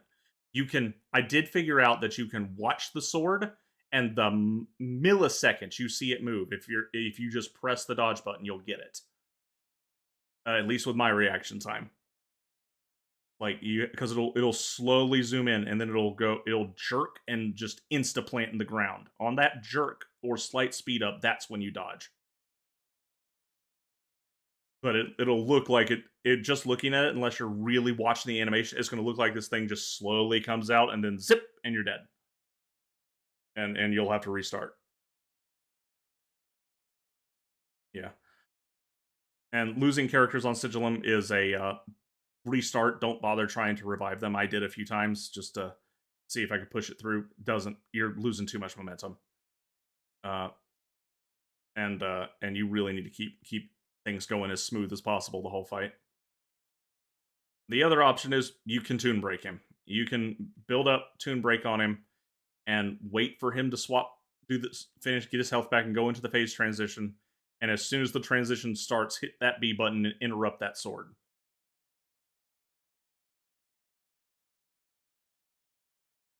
So that will just flat out cancel it, and he'll pick one of his other moves to do. And as far as I know, he doesn't ever try to do that move again. Instead, the equivalent would be or go back to it. Yeah, the equivalent seems to be the multi-star star collapse move that he does around 3 minutes into the fight. To be fair, I feel is slightly worse in some ways. Yeah. So overall, he's not the best of the hologram bosses because of the missiles, but he's still good. I liked learning all that stuff going through the fight. I thought it was enjoyable. Well, I mean, the thing is, I feel better about the idea of learning that stuff than I do about Hyvatia. Like, the idea of doing Hyvatia just gives me the heebie-jeebies. Yeah, Hyvatia's a pain in the butt because of her mobility. You really got to have a mobile team that can keep up with her. But I didn't find Hyvatia too bad. Well, Hyvatia's the one that I've progressed to the highest rank, so she can't be as bad as all that. Like, I haven't done the 6th one yet, but it's the only one that I've got on 5. Yeah. Yeah, none of them have come close to, I think, Fleur-de-Lis and False Sovereign have probably been my 2 favorites to go through. The very thought of doing False Sovereign, ugh. Yeah, I hate False Sovereign. I hate even the farming version of False Sovereign occasionally just kills one of my characters. Yeah. I'm probably going to go have to murder a bunch of them in order to get some stocked up ones, because I need another roll of energy regen. On the preset Augusta echoes I've farmed. So yeah.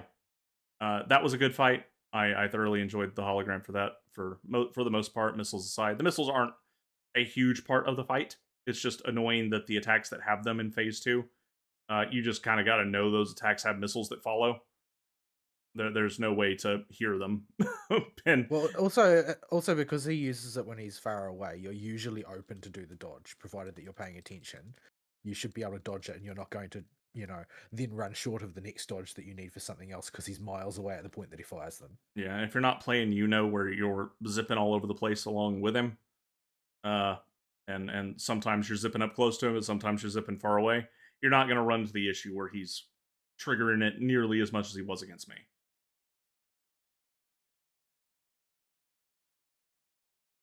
Bonked the Rainbow Skyway.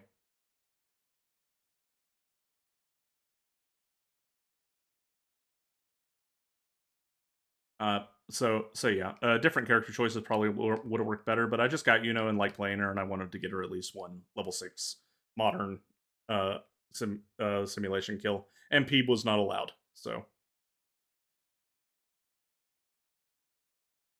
get good. So yeah, that's what I got for my solo stuff this week.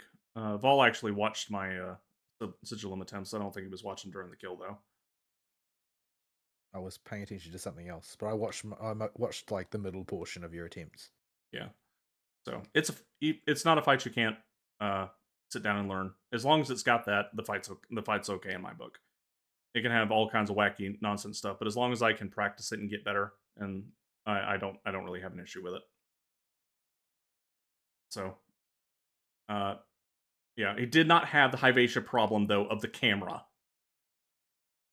and the multi-parry attack Hyvatia has, where they do their other dimension attack that doesn't time stop, but they zip at you while the camera is all kinds of screwed up.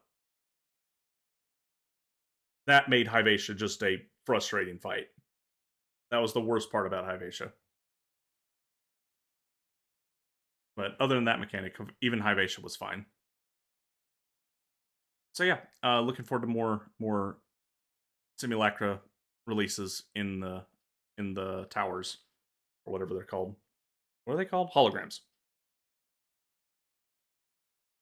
I presume it's going to be Spaceman next. Probably that one. He seems like the likely option.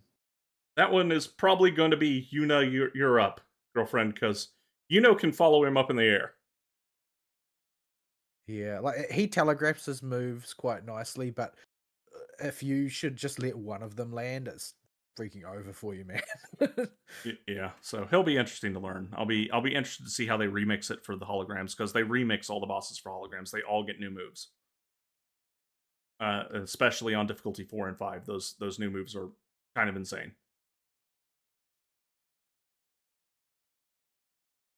So yeah, looking forward to that. Vern, you gotta get to deep into the game. We gotta get you a character. Yeah. Just not feeling it. Like maybe getting a character who is not a 1.0 character would help a lot. But yeah. Yeah, like if I could just hand you Yuno for a bit to go play with her. I don't know anybody that could pick up Yuno and be like, this character is not fun to play. I'm not a feet person. Well, maybe if you have motion sickness. Maybe. You'd have to. Because she moves a lot. She does. But you may not be a feet people. I am not a feet people, but she is so fun to play that it overrode the demerit of being a feet people.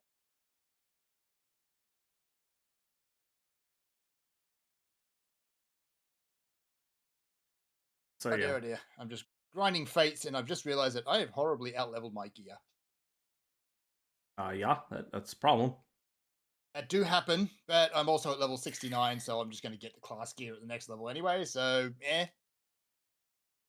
Yeah. Right. So, that's all I got for my stuff. I didn't see an email as of an hour ago. I'll check again, Serathis, just because we had it happen that one time. But, no, there's no email in there. So, I think we're on to Vol's week now. Really? Okay. Let's see. My week sucked. I got audited again. Again? It was a technical audit this time, as opposed to a surveillance audit. Surveillance audit is mainly to do with paperwork traceability. I can palm off a lot of things on the quality staff from head office, but this was a technical audit, so it was basically the auditor brought along a technical expert and basically sat me in my office and grilled me for like 6 hours. So my brain was like a wrung out dish rag after. Basically, it's like an oral exam that you might do at university. It was not pleasant. So I am incredibly worn out. I didn't play a lot of video throughout the body of the week as a result. So I'm behind on most of the things that are going on. Anyway, starting with Blue Archive, I have, as before, Blue Archive is for me relegated entirely to a story exercise, which is fine because you don't need characters to be up to date to play the story. They just give you whatever ones you need for the battle sections, and the battle sections tend to be they have been devolved basically entirely into zero challenge trivial storytelling mechanisms. So the battles themselves in various ways have gotten a bit more creative in their presentation because they're for storytelling purposes now, but there's no need to have a roster of characters, so you can just sort of like come back when there's a new bit of story and enjoy it. So I did the latest event, which is the latest outing for the Ninjutsu Research Club. For context, the Ninjutsu Research Club is a very small and unofficial school club at Hyakuyaku Allied Academy, populated by a grand total of 3 members. But in the setting, ninjas are just not a well-known concept. Like, they do exist and they are known, but it's sort of like a weird fringe thing that only a few people know about. And the members of the Ninjutsu Club are basically those who are really enamored of this. Being the leader, Michiru, who has basically read all of the ninja manga in existence. The Tsukuyo, who is the tall girl who didn't fit in with anyone else. I think they officially give her height as 5'11", which in a Japanese school setting is In gargantuan. Amazon. But she's explicitly said to have extremely poor posture because she's always trying to look smaller than she is. And of course, Izuna, who appears to actually be a ninja, as far as anyone can tell. But she's the only one. And she doesn't appear to realize. She just thinks that ninjas are a thing that everybody knows about. So the gist of this particular story is essentially that Michiru and her club are filming one of their ninja vlogs at the local ramen place, about the type of ramen ninjas should eat, basically. And they stop a dispute, and it just so happens that Nia, the leader of the Yin Yang Club, the de facto student council, sees them do it and decides, oh, I mean, I thought they were goofing off, but apparently they've been goofing off at playing ninja for so long that they've actually got kind of good at being ninjas, even though they don't seem to realize it. So she decides that she needs them to do jobs now for her, and basically does her usual thing of halfway bribing, halfway blackmailing them into working for her. And the story is it's a very cliche story that you've seen like 1,000 anime before, but basically they end up getting press ganged into working security for a fashion show for like the leading fashion designer in Kivotos, who in the process of doing it, the model for the fashion designer's latest great work gets injured, and she's incredibly tall, and the only person who can fit is Tsukuyo. And so she ends up getting dragged into the fashion world, and it starts off like she's incredibly successful, etc., despite her shy nature. But she becomes more and more unhappy as she gets sort of forced into the celebrity life, while the others are trying to, muddle along without her because they don't want to interrupt her big break, even though it's making her horribly unhappy. So it's a very, very conventional anime story, but it's sort of... Isn't the live 2D for that skin of her just her stuck in a compromised position on a fence? I haven't looked at the live 2D for Tsukuyo's dress skin, but her regular skin is her stuck between 2 walls that she tried to slide between in a narrow alley. She tends to get stuck. Vol is focusing on the see. height of girlfriend, but that is not the only asset she has that is large. Well, the height is the one that is it is operative in the story, or at least it is used perhaps as a proxy, as a euphemism in various respects. But if it were just about other dimensions, well, there would be plenty of girls in Kivotos that could fit the bill, but there aren't that many that are as tall as Tsukuyo. So yeah, I didn't pull for any of the characters. I don't know if I've got the resources to do so, even if I wanted to. But yeah, I don't think they're particularly meta breaking. I could be wrong about that, but yeah, but it was just your usual fun little Blue Archive story. Still waiting on the next major story. There's lots of pictures of the next major story chapter on the internet because of the other servers that are currently already got access to it, but I'll just have to keep waiting for that one. Anyway, moving on. Next up is Genshin, and I didn't do anything in Genshin this week, and there's not really much of anything to do. I did part of the little event that's currently running, but it is an incredibly dull and underwhelming event which requires virtually zero effort for pitiful rewards, but non-zero rewards, and it's just not very rewarding to do generally. Like, I can sort of see what they were trying to do or hoping to do with it, but it's not successful. It's not what I would call successful. It is just eh.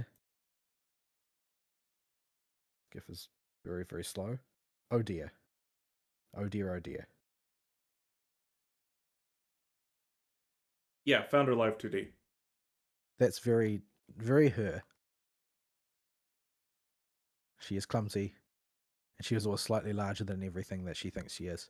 Anyway, so yeah, the Genshin is not doing anything. I haven't had time to even explore the new area yet, etc. The only thing that really happened with Genshin this week is they did their preview of the next patch, and it has not been received well. Because of various sort of like basically I guess the leaks version of Fanon, it had been just sort of assumed that the next Mondstadt character was going to be a added to the free banner.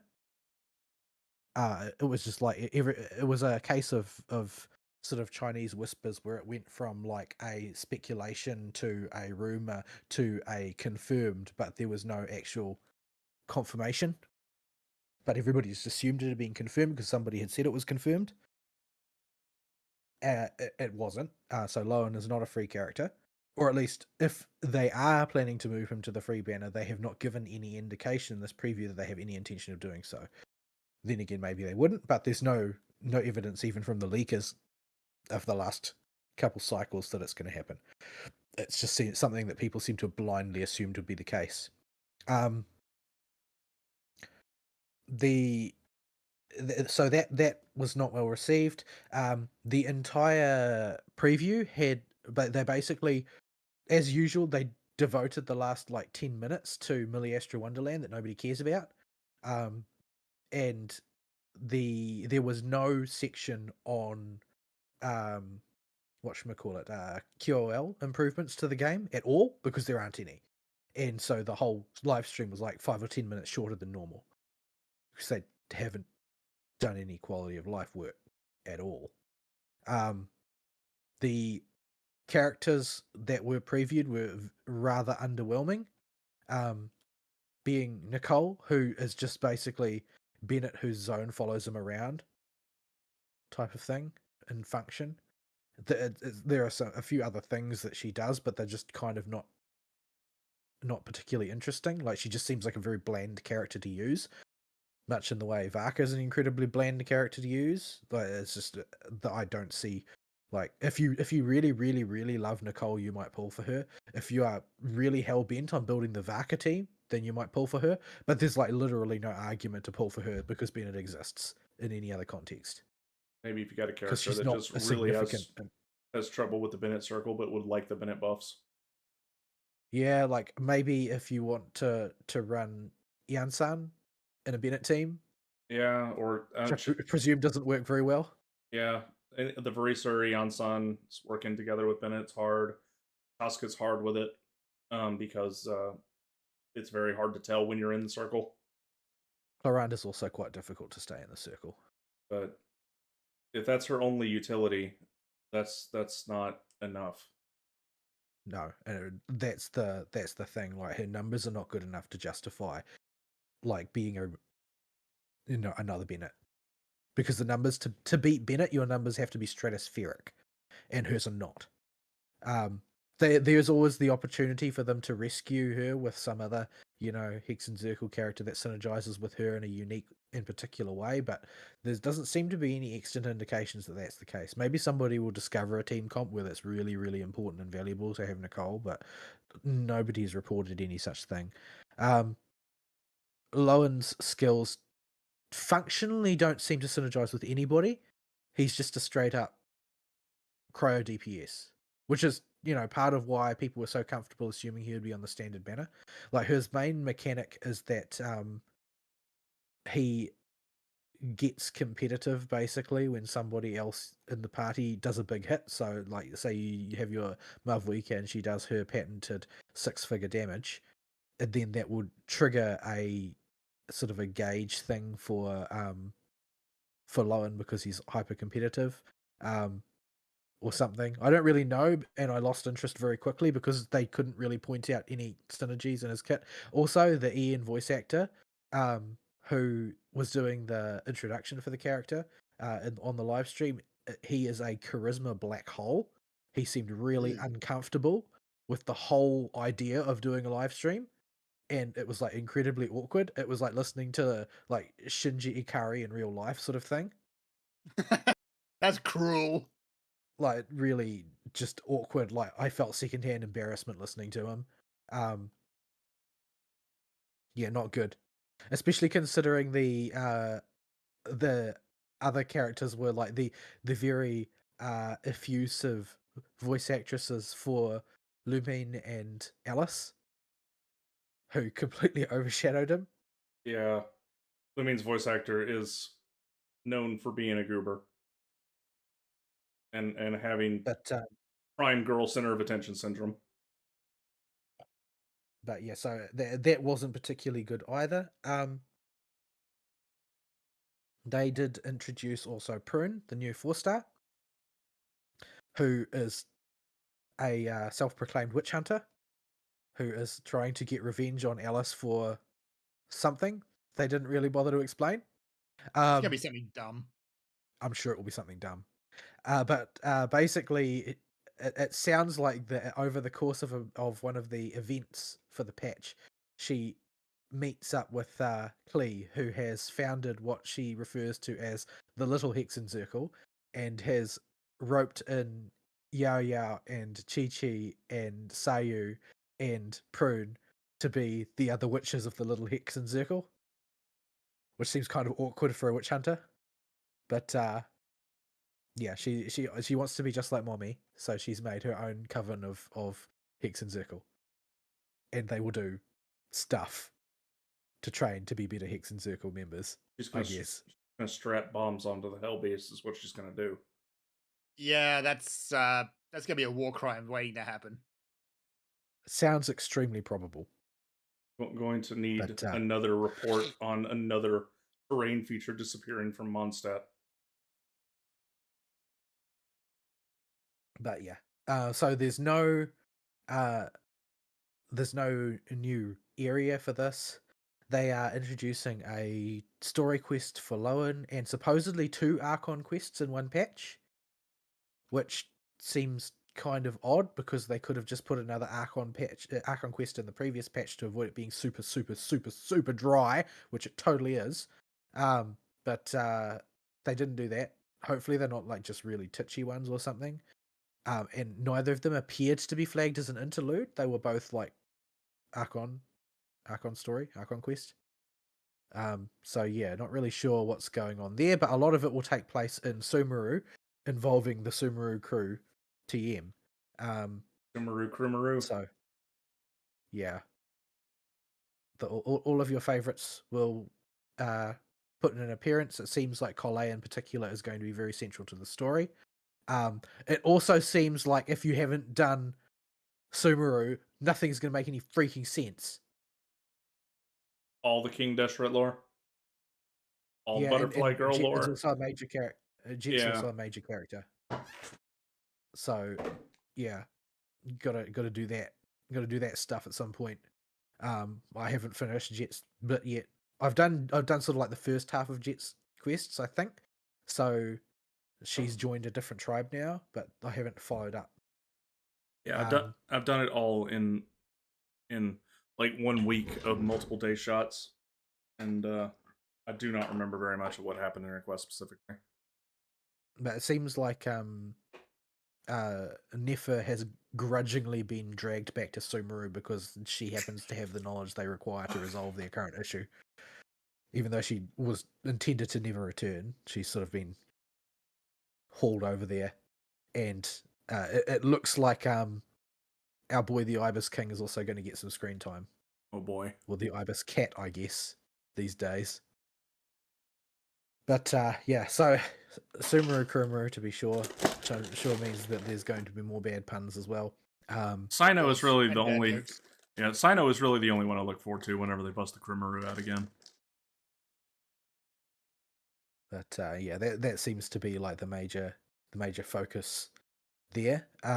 But yeah, there's just they didn't have much to report, and I think that's part of why it's been so badly received. And the general consensus online seems to be that Astro Wonderland is responsible. Now that, I mean, it feels probable. It may or may not be true in practice. It's sort of hard to tell, but that is the feeling in the player base, is that the game is going to the dogs because they are more interested in developing Astro Wonderland so they can pillage ideas from it and get free content than they are in actually developing the game proper, which is what the vast majority of the player base are actually interested in.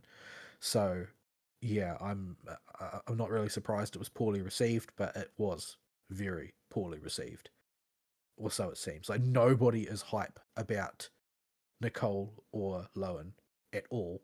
And you would normally expect people to be super hyped for a Hexenzirkel, but her kit is just so mid and uninteresting that nobody really cares. Like, it doesn't even have cool graphics or anything like that. It feels like they really cheaped out on it. And it's getting harder and harder and harder for Genshin to compete with Wuwa as on that count, because Wuwa, like, they put an autistic level of flash and bang and love and care into designing the flashiness of each of their characters, and each patch that goes by they get flashier than the last one. I'm literally So sitting here planning to pull characters that are almost a year old now, maybe a year old now, because they're fun to play and look good. whereas it seems like you basically don't do anything with Nicole. You put her on field, you press her ult, you press her skill, and you put her off field, and her skill and her ult don't have cool graphics or anything. Like, they're just, oh well, you've got power auras from World of Warcraft on your character now. Good job. It's really, really underwhelming. And I don't know, maybe she'll be so charming in this particular story chapter that everybody will forgive that. But yeah, if this was, you know, a couple years ago or whatever, like when we first came back to Genshin when Fontaine was running, if Nicole had come out then, I would have said, oh, she's a must pull, because she fits into heaps and heaps of teams. Basically, she's a second Bennett with more mobility.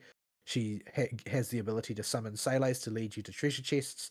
Like, if you're in the account development stage and you need hyperflex options, she's definitely a good pull in that context. But the way they've reshaped the meta around really restrictive team compositions, she basically doesn't have a place anymore unless you're hell-bent on building the Vaka team, and the Vaka team is not impressive. And as your account gets older in Genshin, the older slot filler characters start to fill out your account. So those, and they already act as your flex options. Your Xi Jinpings and your Bennetts and your Guobas and all that. And they've been good about 4 stars that are not terrible too in releases later. You'll start building up your, Eon Suns or your Aurorons or your Fischls. And and I still doggedly use Lanyan every time I need an arrow character because I just like her, and she's actually not bad. She does the job. And all these characters fill the I just need to stick a sub DPS or a support here to fit the team. I don't have the perfect match, but they'll work. So you don't need a dedicated character for that once your account is developed. While you're still building your account, having an Omni character that can slot into that role for anything is helpful and just cover that support entirely. But once you get the 4 stars built up, that starts to become less and less attractive.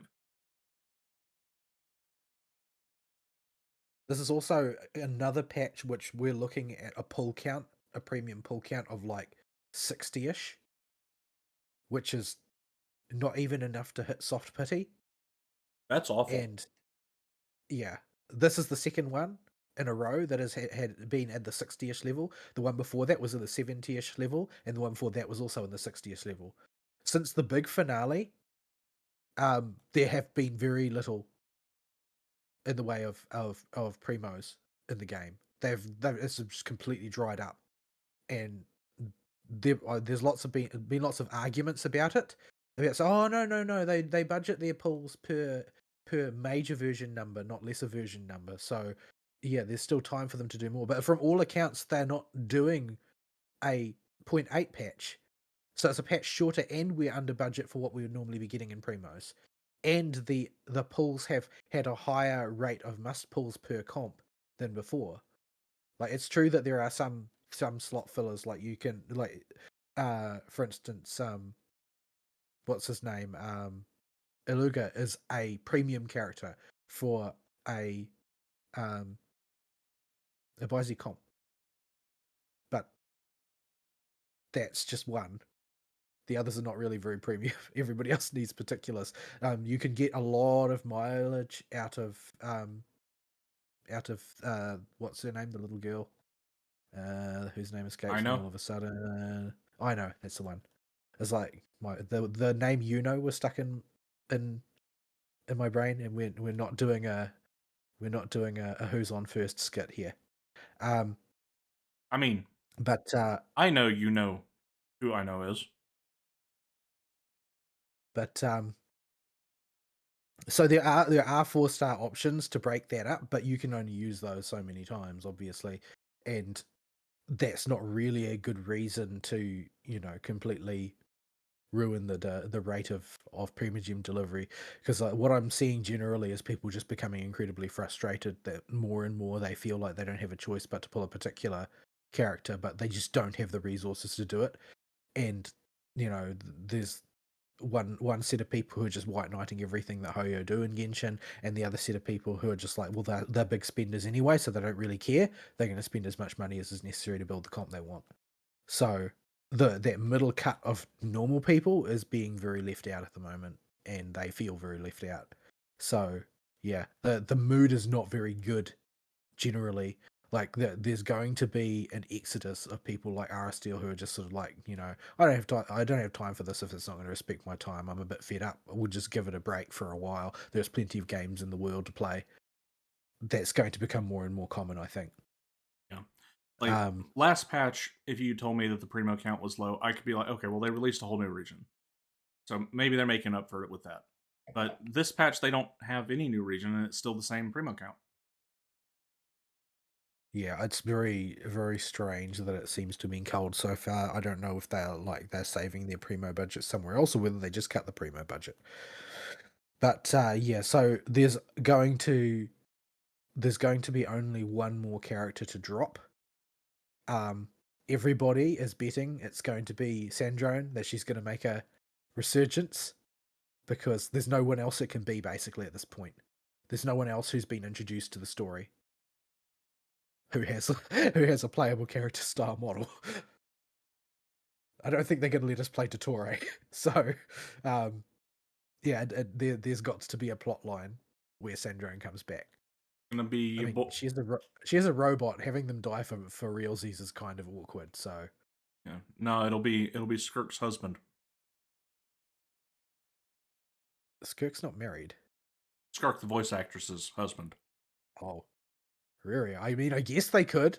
There were some people who are banking on that, like several patches ago, that Rero would become playable, but I feel like that story falls apart if he comes back.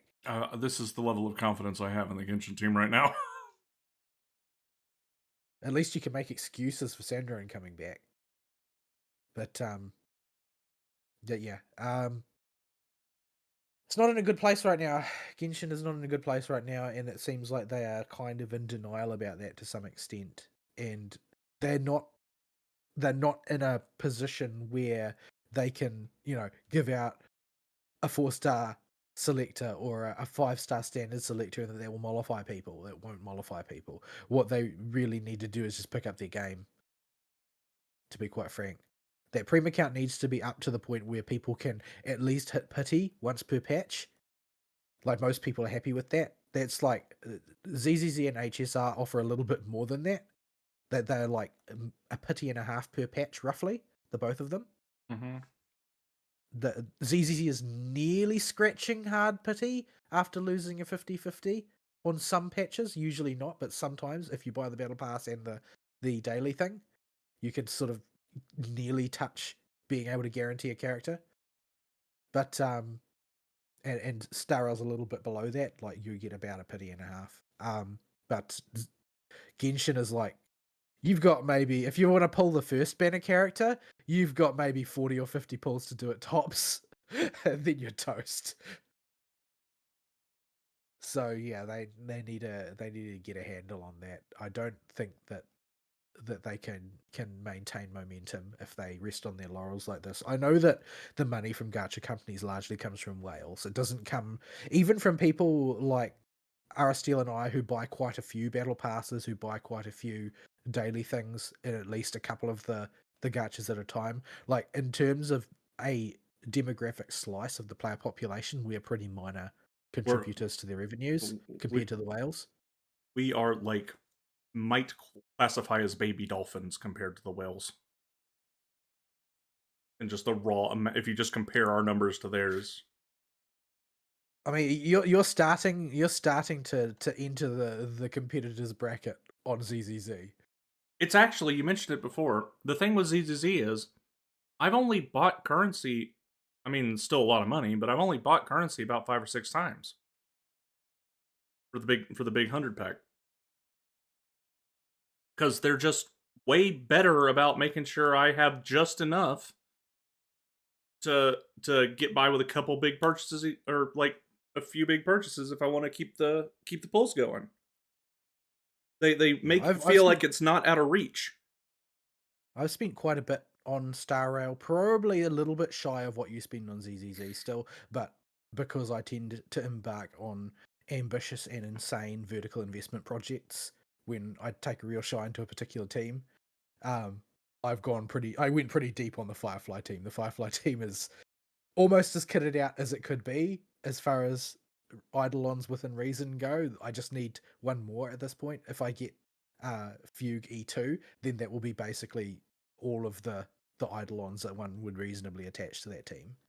Plus, I've got all of the signatures for that team now as well. And, in terms of output, it pays dividend because it gives me you can slot this team in any slot option, which allows me to get around awkward things like, oh, we're shilling follow-up attack again, and I can't field a credible follow-up attack team. So, yeah. Anyway, the point is that even at that level of spending, that's not like the spender bracket that actually generates their revenues. That spender bracket is located predominantly in East Asia, and they are like the ones who will just decide, once per major patch number and up to E6 a character, Yeah. or C6 a character, or S6 a character, or M6 a character, or whatever your gacha of choice is. But yeah, those are the people that are really bringing the dosh, and we're not in that bracket.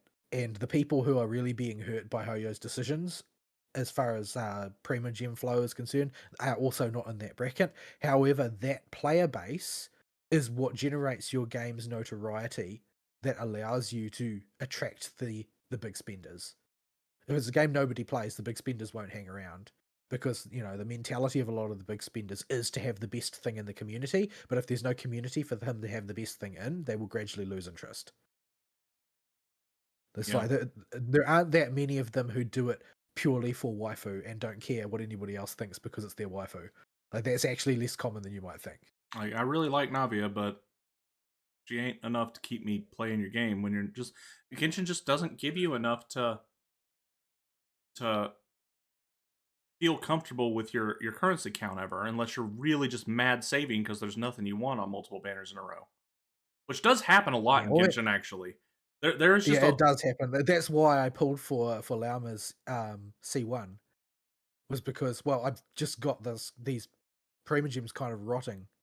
I've got paid currency that's rotting as well. Like normally, paid currency doesn't survive very long in my HSR account, but in my Genshin account, it sits there for months and months and months and months without being spent. yeah. I don't think I had to pay. Don't remember if I put any money in during the Llama banners or not. But I definitely didn't pay since then. I think you said you did put money in on Lauma specifically, but you haven't since, Yeah, as far as I recall from what you said about who you pulled and when. yeah, But yeah, I've had those. I've had my paid currency just sitting in my account, just a big clump of it, never moving, because there's just not that many banners I want to pull on most of the time.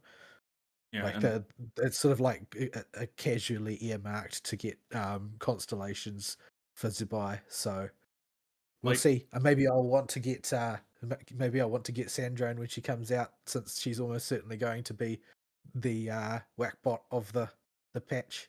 yeah, like We'll see. But in ZZZ and Woo were just able to get money out of me easier because they give me enough to feel comfortable. I don't know how much Woo gives. I haven't ever looked at the numbers on average with the Woowa patches. is very close to ZZZ in terms of output, and it doesn't have the punishing 75-25. Yeah. So I never feel like stuff is out of reach, and I don't pull on uh every banner in Wua. Usually every other I find one. Woowa way more dangerous than the other two because of the fact that it's generous.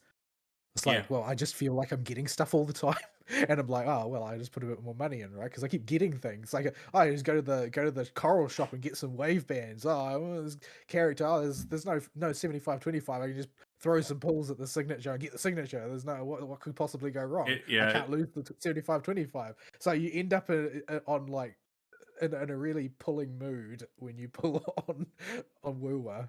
Yeah. I spent like 140, I think it was, to get the shorekeeper, and that paid currency has carried me the entirety of Laharoy. And like I got back down to like real low with but the anniversary was so generous. I'm already back up over 21k with like 30 pulls from the anniversary pulls in the tank. Yeah, Yeah, 31 I'm sort of like. pulls and 21k, and I've got 5 weapon pulls sitting around. Yeah, I'm sort of grinding my teeth personally at the moment, but I currently have 27k, and I've got like in Genshin, I've kind of got a bit of a nest egg of premium currency that I just never needed to really dig into. Um, but yeah, I'm probably Danya's going to eat a bunch of that, and then whoever is the support for the Hiyuki team, this is the sub DPS for the Hiyuki team probably is as well, which could be Lucilla, since they officially announced today that she's going to be Glacio Rectifier. So if she's a Glacio Chafe character, then she's going to be the intended sub DPS for the Hiyuki team. And then finally, Lene will be able to roam free and join whichever team she wants. Yeah, like when you think about a sub DPS or support in WoW and compare it to Genshin, like I don't know what Nicole's animations look like, but I guarantee they're not Linnae and Mornier. Like They that. are some of the least impressive animations that I've seen in some time. Like Like they're not making any advancements at all in terms of like the looks of abilities and that sort of thing. like like Linnae and Mornier's animations are fantastic the whole way through, and those are our current version support and sub DPS, the most generalist ones that can go anywhere. And they've made a generalist support in Genshin. That's a high bar to live up to. Well, the thing is, I think that this is just the fruit of the we can just rely on the bulk population of Genshin to keep the game relevant because COVID. Yeah. But those people they're trailing away now, and like NTE has given them a run for their money. Arknights has given them a run for their money. Like every time another one of these big names comes out, it takes another chunk out of their player base because people can only fund so many gachas and can only play so many gachas. So While the they can't do this forever. While the Hoyo Shills can cope about it, even their main DPS, like comparing Mavwika and Augusta, Mavwika's animations and combat style are just not as good as Augusta. Have you seen Augusta's ult? Have you seen how they have the like? It's just camera tricks, and it looks better than Mavuika's whole sky motorcycle thing. Like all it does is do letterboxing and let the swords fly over the letterboxing to give it a 3D effect. I've already spent a great deal of time dunking on Mavuika's animations and how they feel weak and underwhelming. Like it's not they don't put in the effort because they don't feel they need to. Whereas in Woowa, they don't put in the effort because they need to. They put in the effort because they just love doing it. That's very obvious that they do.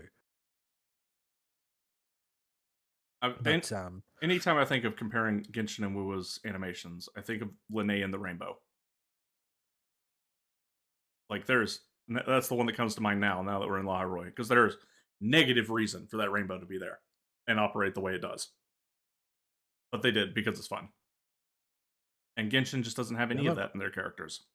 They didn't need the sun in the sky or the moon in the sky or the eclipse in the sky specifically. Yeah, they did not, even just by yourself in her combat animation. There's no reason to have her be able just to fly slower than you can run. But you can. Yeah, and there's the and the Hiyuki has her animations that are never on screen because they're not shared with your co-op partners, but like her turning everything into a winter wonderland when she's getting towards the crescendo of her second stance, and so the snow will gradually, as you move through your rotation, get thicker and thicker on the ground, and you'll see snowflakes blowing through the air, and then when you use her ult, the snowflakes will gradually dissipate and be replaced by sakura petals briefly. Mm-hmm. So all of this stuff's totally unnecessary, and unless you're just spectating your own characters, you're not even going to notice. But it's all there, and it's just there to look cool. It's pure rule of cool, and that's how they sell these characters. Yeah, and they give us enough currency where I can make solid pull plans, even though I don't really have any more regions to super pilfer. Anyway, so yeah, Genshin is in a rough spot. HSR is, it's in a brief lull of sorts because of we having just entered the new patch, and so we're flailing around. A lot of people are starting to complain about how the anniversary wasn't all it cracked up to be, and they made some mistakes with that. I think that the event needed to be a bit more sprawling than it actually was. It just ends all too quickly. But yeah, people are always going to complain though. I don't really expect very much out of anniversary events. I consider it to be a nice surprise when they're really cool. But my expectations were set pretty low by Genshin back in the day. So, but we have the QB Derby. The QB Derby is on in Woowa. Yes, that is true. Nobody can take anything away from the QB Derby. Though I think that people are mainly enthusiastic about the QB Derby because of the memes that follow in the QB's wake. But yeah, so yeah, in Star Rail, I decided I was just going to, dump everything that I had left that I could find into Constance's banner in order to try and raise the power of my my break team, because there was no way that I was going to be able to rally enough Stella J to start building an Evanescia team as well, because ultimately they're probably going to want those teams to be able to the Silver Wolf and Evanescia teams to be able to field alongside each other, and that is too many characters for me to build. So the interim practical solution was to just devote the resources I had to making my catch all solve my problem team even more brutal than I already did. And I had stopped pulling on a lost 50-50 to Bronya. So I was ready for you know what, if I dump a fixed number of Stellar Jade into this, I'm going to get at least one copy of Constance. And instead I got two. I got the double pull. The double pull, one of which was an E3, which is, not that useful. But it does, it increases the defense debuff that Constance's skill applies by like 2% or something. So it doesn't just benefit her, at least. The only E3 or C3 in Hoyo game that's really just made a magnifiable difference was Navi is my highest Hoyo character, and I got her to C3. and she's the only one I specifically targeted C3 because it levels up her cannon shot. Speaking of Navia, they did also announce that her trail of golden roses when she runs is going to be added in the next patch. And grab when I eventually come back. But yeah, so my Constance is now E3 and has become my highest Eidolon's limited character in any Hoyo game. So, yep, and also that turned Firefly into even more of a monster than she already was. So, after a bit of molding over random damage distributions, I was able to zero cycle the current anomaly arbitration and claim the prismatic crown for that, despite the fact that it was off type because it's very, very much wants you to play Elation in that. But it is break compatible, so I used the break team for it. It's got the right weaknesses to use a sustainless break team since it's got Imaginary and Fire. Did take quite a few tries though, because when you're running sustainless and the enemies all have bounce, sometimes the bounce will just decide it really likes one of your characters. And of course, Fugue having her Tingyun heritage immediately became the target. Repeatedly. So yeah. Poor Fugue. It just seems to be her fate. She even ended up in a car with Yao Guang, who can't drive. But anyway, there's been a whole bunch of discussion going on about the power of Mortonak's Blade, the Blade SP that's coming out in the next patch and is currently on CBT. A very powerful enabler for a whole bunch of different comps, but most notably has put Acheron back on the map because he has, teammate loyalty synergy in a way that benefits Acheron pretty significantly. So Acheron teams are back on the menu for people who want to pull Mortonak's Blade. The first two versions of CBT, he had some really egregious infinite damage loops, but apparently those were caused by your ability to, because you can't be killed by self-damage, people were just continually spamming things that were supposed to cost you hit points when they're on 1 HP and able to trigger loops that way.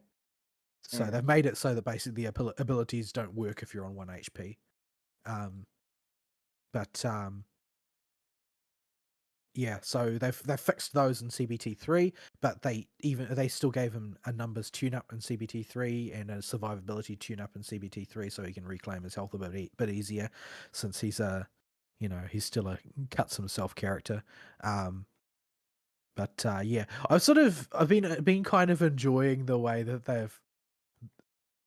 they've moved away from Blade being nothing but an edgelord, the way he was when he first appeared in Shansho, where he was, he just had the crazies and was constantly ranting about people needing to pay the price, etc. Now he's like Stellar Hunter Team Dad. That is a mom apron. He doesn't get the full dad title. I mean, I guess Kafka can be Team Dad then. She definitely wears the pants in that relationship. But yeah, because he's like at least capable of talking normally to people some of the time now. It's sort of interesting to see his character come through, and Stella immediately picks up on the, what does she call it? Stellar Hunter style parenting for Silver Wolf. Where Elio has instructed Blade to basically follow Silver Wolf around and make sure she doesn't get into trouble. But yeah, so that's sort of chugging along in the mid-patch cycle doldrums that we always end up in. Ari was helping me clear some of the dice games before the show. You can do it with randoms, but that's not fun, and sometimes you don't mesh with them and you just end up sitting there for an hour doing 1 damage per turn because you can't cooperate with this person or whatever, and it just ends up being a big mess. But yeah, people are already sick of that little mini game. I don't know why they don't understand that that's not what people are here for. And this is the case in everything. Like I did the the tower defense game in the latest Genshin patch, and it's just another tower defense variant that I'm just not into. It's like, why are you making me do this? There's like 5 different tower defense variants in Genshin now, and I don't want to play any of them. Stop coming up with new ones and making me play them. This game is not a tower defense game. Why do you have 5 tower defense variants? Maybe whoever wrote the code for the first one just made very flexible and solid code, and so they just keep whipping it out and sticking crap on it. Well, this one's just this one's a totally different version of tower defense again. This is like lane based one Mm-hmm. where you have spawns and you build your turrets and lanes, and they come down the lane and you try and destroy them before they get to your turrets, etc. And you've got various toys to help you do this. That's just yes, there's a lot of creativity being applied to a limited tool set, and they're able to accomplish interesting things with it. However, I just don't want that. I would rather you just devote that time to writing more story. That's not what it's for, man. That's not what the game is for. Create me a new region to wander around in. Like, don't just create lane-based turret defense. I'm tired of turret defense. I was tired of it before it started. And HSR was kind of the same way. They keep doing mini games, which might be a diversion if it happens to fall within your bailiwick for a few minutes. But then in the end, it just becomes a chore because it's not what you're here for. It's not what you're here for. But yeah. Anyway, ZZZ. I've played the main story quest. That's all I've gotten done on it. I rather liked it. I don't have a good sense of how long it was. Ari tells me it was short, but my brain was shorted out at the time. Like, I don't have an ability to gauge the passage of time at the time I was playing it, because I'd had a couple of drinks, and also my brain was wrung out from being audited this week. So I didn't really have a perception of how long it was, but I did enjoy it very much. I'm not exactly sure what it was that I enjoyed about it, because my memories are a little bit foggy, but there were certain things that I enjoyed about it. It's just kind of a nice crew that they put together for the story at this particular juncture, where you've got Billy and you've got Sissia and you've got Promea, and they're all such different people. They're all incredibly autistic people. Oh yes, they most definitely are not well balanced by any stretch of the imagination. But watching these particular flavors of autism all mixed together in the pot just works.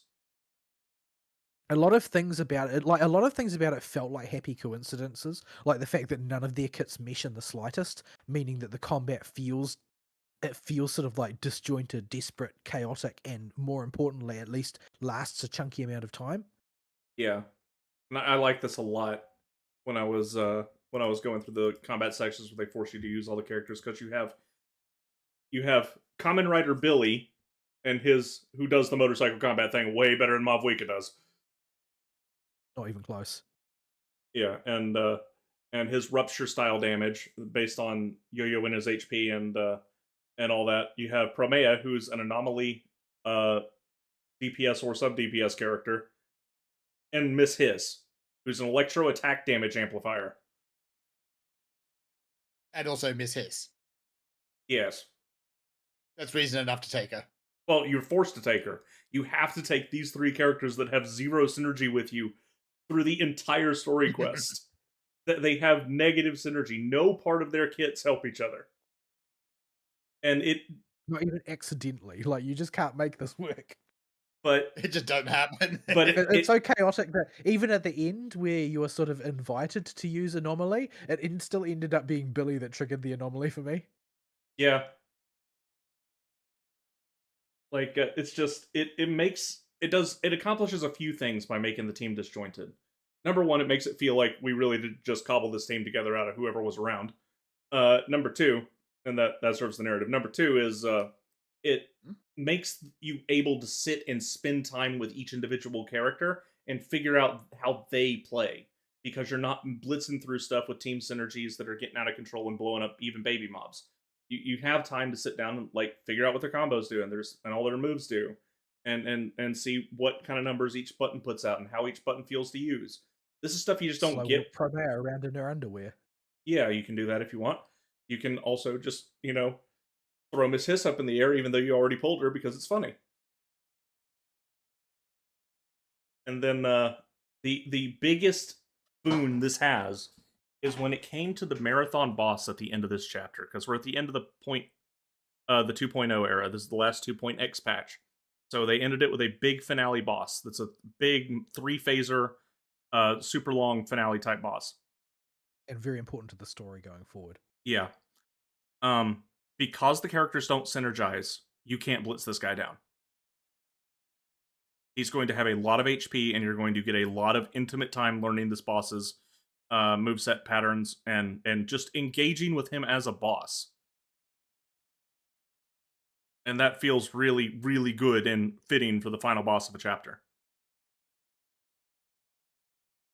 And I hope they continue to do this kind of scaling. Even if they have synergies later, I hope they scale it appropriately. Because they don't have to worry about it if the characters don't synergize, right? You don't have to do any kind of wacky scaling. They're not gonna. You just set the HP values to what you want and you're good to go. You don't have to worry about players accidentally speeding through it too quick because they know the game. If the characters have no synergy, there's nothing to exploit. You can make the fight take the cinematic amount of time it should. And the thing is, I don't really understand why they don't really do that. Like, I suppose the thing is that when you've got the fixed characters, you should be able to pace it correctly. If you let people be too picky about what they bring, then the spectrum of different player outputs gets too broad for you to control the scenario. So forcing particular characters works in this context. But even if you don't have characters that clash, you can still control the design of the fight enough that it's going to work. Like, because in this case, all three of the characters are direct damage characters. Like, their objective is to just put hurt on the enemy. Aren't supporters or anything like that. So they don't really. There's no like obvious synergy. But if you do have a synergy, then all you really need to do is adjust to account for it. Yeah. So, and they have been doing a relatively good job throughout the 2.x era with this in ZZZ. I remember the Orphe fight but they took baby steps to it because they had the Orphe fight and Orphe's boss in the 1v1. And that was really good because it was scaled appropriately, although they just had Orphe. Similar with Arya, with the Jane fight against Arya, where you control Jane. Like, that was scaled for a C0 Jane. And it made the fight feel appropriate. And now they've gotten to a point where they can do it with an unsynergistic team. So the next step, as they get more comfortable with it, is clearly to give them positive feedback about this, so they expand it to being able to scale fights like this with synergistic teams.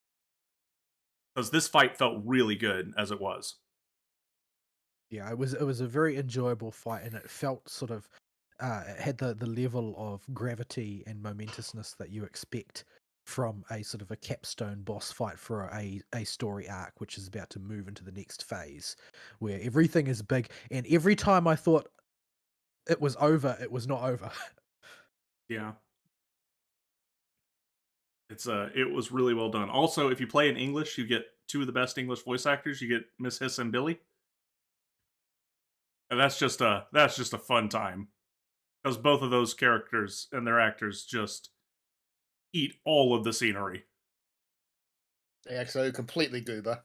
Yes. And Billy's voice actor in English gets a lot of props, because Billy gets a lot of time to shine this story patch with his new super form, where he gets to go full ham mode with his transformation and do all the crazy shouty lines, and he nails them perfectly the whole time. It really worked to enhance the scenes a lot. I do recommend this patch in English. So does Eos.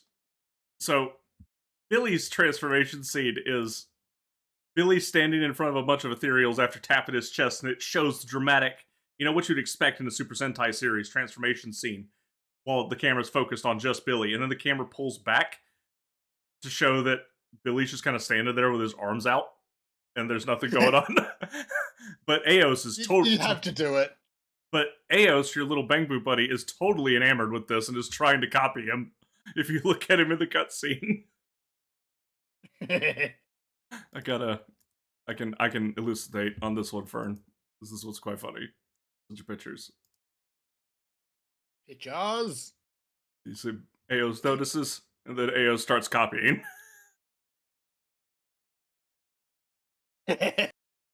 Of course, the pose is completely and utterly stupid. Yeah. So I think I sent you the cutscene earlier to try and sell you on the patch. I think you did. There it is.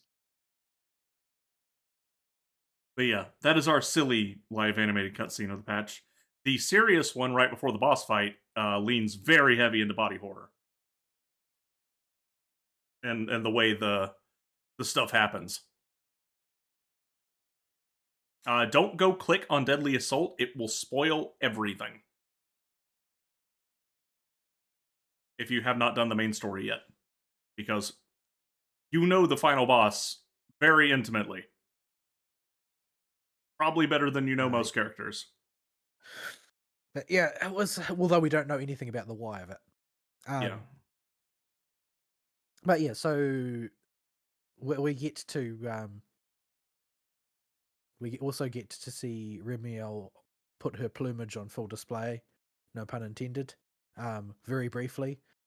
So this has kicked off a big wave of people reeing about another Elysia. But yeah, let them re. She's pretty. yeah. Um, She can whip the wings out all she wants. That cleavage is so deep. That's got my full attention the whole time it's on screen. yeah, that's kind of hard to see anything else at times. Like the she has the same build as all of the other Elysias, but she seems to be more She talented about bringing out the strengths of its various assets. she definitely has discovered new Eridu modern technology called the push-up bra. But yeah, so yeah, and they also tack on the preview trailer to the end of the MSQ runtime, so you get to see it sort of segue naturally into introducing some of the characters in teaser form that you're going to meet going forward. Yeah, and the new characters look nice. They look interesting. They look like they all got some fun quirks to them. We'll see how it goes with their characters. I'll likely pull for a goodly chunk of them because I'm still having fun with ZZZ. But yeah, they all look interesting, even if we are leading with another midget fire stunner. Yeah, the current rumor is that 3.1 will be Remiel and what's her name, the horse girl, the one that looks like Durandal from Honkai Impact Third. They're not quite Oh, like Durandal. For okay. various reasons, Durandal's natural look isn't the one that most people associate with Durandal. But yeah, the horse girl, a very angry horse girl. Well, she's not that angry. She's just stern. Is that the in the trailer? What was her hair color? Blue and white, like so many of them. She's the one fighting the soldiers with the spear and telling them they're not doing a very good job, basically. What's her name? What's her name? It's sort of like a vaguely Nordic name, Like it's probably Sig something. probably. Yeah, I know the girl you're kind of talking about. Yeah, she's the one that the leakers have claimed is going to be in 3.1 as the B side to Remiel. That's the phase 2. But yeah, we'll have to wait and see because the hit rate of the leakers has been spiraling down the plug hole over the past few months to the point where they got like just most of the stuff wrong about most of the recent things. Like their HSR ones have been wrong, their Woowa ones have been wrong, their ZZZ ones have been wrong, and their Genshin ones have been wrong. Like they've just done a really bad job. Presumably, it's the fact that most of them were just clout farmers starting to become obvious now that the most of the uncontrolled leakers have been caught and prosecuted. So now, from now on, most of the things that are actually leaks are just designed to generate hype, and you get hype no matter whether the leaks are true or not. So it's just basically going to be Hoyo seeding whatever information they want out into the wild type of thing. But yeah, so yeah, it was the only thing I have done is the main story quest, and it was an all round a good performance. It wasn't the chunkiest of story pieces. It didn't drag on for hours and hours. However, it was very executed and served its purpose of sort of like bringing the current arc to a very pregnant close with lots of stuff coming down the pipe. It did that job very well. and they continued a lot of the through lines that they're interested in pushing, like Lady Sunbringer, like the Void Hunter weapons being a very specific type of thing, which appear to have quirks and personalities of their own. Yep. Also, we're taking Billy and Cecilia with us somehow. Yeah, it sounds an awful lot like they're not planning to stay behind in New Eridu. Like They're just going to follow. the ZZZ devs know they have cooked something magical with this, and they're going to The keep. Goober Squad go.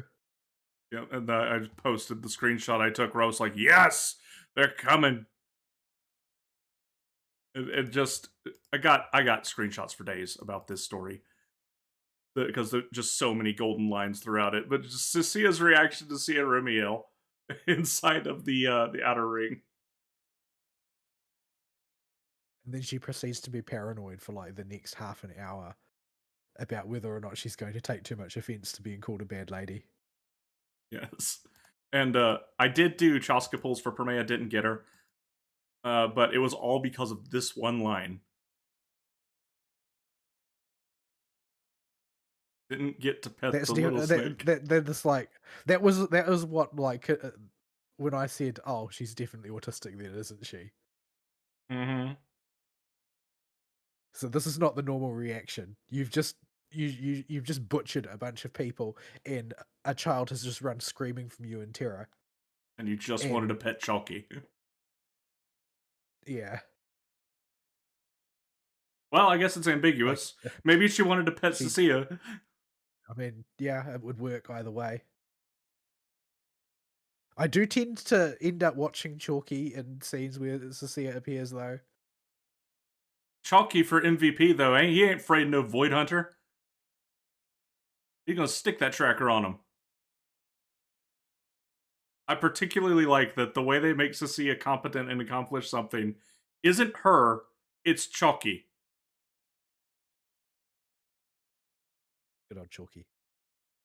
I mean, she's still useful with her ability to sense ether and sniff it out and stuff, like it was in the other story. But when we actually need to track down the big scary Void Hunter, who steps up to the plate? Chalky. Well, I mean, the thing is that if they make her too useless, it would just become tiresome. Yeah. It's sort of like how they've got to give Billy the thing of him being the previous champion in order that he's just not comic relief, so that everybody knows, oh, well, actually, he is the way he is because he wants to be that way, but there's more to him than that. And Sissy is much the same way. It's like Severian kept her on board for a reason, and it's because she actually does have a set of particular skills that are useful, even if she's very reluctant to actually deploy them most of the time. And Severian himself seems to have decided to settle on the strategy of calling the missions that he sends Cecilia on paid leave. Yes.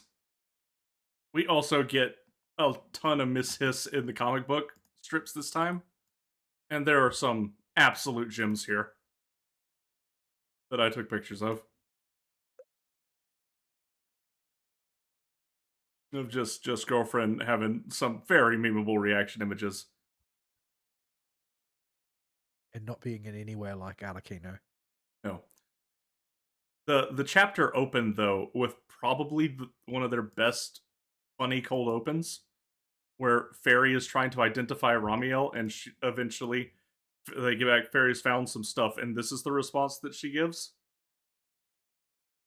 I have to put this one on the other monitor so y'all can see it. At no point did Bella Wise think to tell Fairy that Remiel is an Angel Theron. No. She does have pink hair, so we have Shy type Ramiel, Fluffy type Ramiel, and Best Friends Already type Ramiel. But which one is which? They can work for all of them, except Shy definitely doesn't work for Nicole. Although, we do get... Depends. Shy from Debt Collectors, perhaps?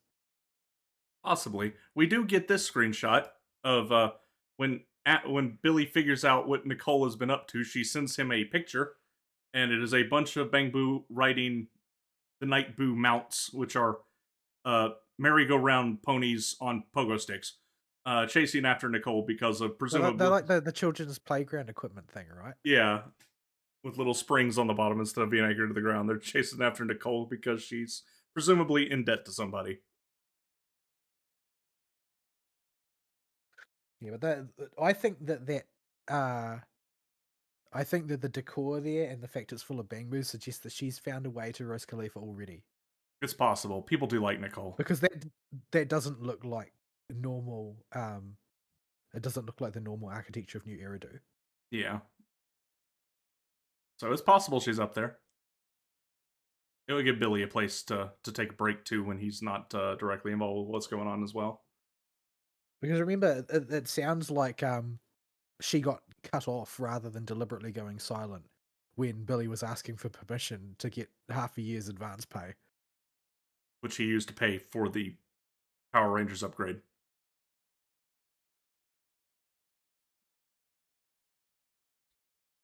So yeah, that's the ZZ main story. I liked it a lot. I thought it was a good end to the 2.x era. Definitely, we have pulled out of the the just what was that at the end of like 2.4 or 5 or whenever it was. And we're I also found it very, very heartwarming that like Billy decided he was going to sacrifice his favorite hobby and go into debt to Nicole for half a year just because he wanted to help Python, not for yeah. any other reason. Okay. And the one thing that did bother me a little bit, and it didn't bother me a lot, but it did bother me a little bit, is the sort of the coldness of the severing of the Wi-Fi Peninsula story. Like, despite the sort of very mentor-like and almost parental role that Shifu took toward Python, it never at any point crosses any of their minds to let her know what's going on, despite the fact that she commands more raw power than most of their allies combined. Like, that doesn't even cross their mind, which, you know, from a writing perspective, I can see how you might want to create some distance there. But the reality is that distance doesn't exist in universe. That's not that not much time has passed since you were looking to Shifu for all your guidance, since you are looking to Shifu for advice and support, etc., etc. And then all of a sudden it's just severed and nobody thinks about it anymore. Yeah. Really shows just I wonder what motivated them to hard cut that story so hard. Too many dropped balls, I guess. But yeah, I mean, the other characters up to and including Yoshin Guang don't really matter that much to the broad story because there's not a real concrete relationship between Phython and any of those characters. Like, I mean, sure, it's certainly true that Yoshin Guang is certainly smitten with Phython to a certain extent, and that they're good friends and they've spent quite a bit of time together. But Didn't lie. there's nothing very concrete about that relationship that makes it unique. Whereas since the death of Carol Anna, Phython hasn't had any adult figures to look up to, except for Shifu. And they've just dropped that story entirely, which seemed a bit weird to me. But I understand the logic, but from an in-universe perspective, it seems kind of cold. Yeah. Yeah. I've kind of written off of my brain any wackiness with the remainder of how they handled the Wi-Fi stuff as them just ejecting and just trying to put distance, which I don't think was the best answer, but it's what they did. And what we've got moving forward has been working really good so far. So I want them to keep this up.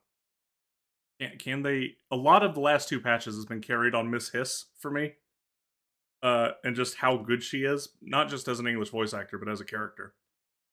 And I wonder if they'll be able to replicate that and keep that going with the new characters in Lion City.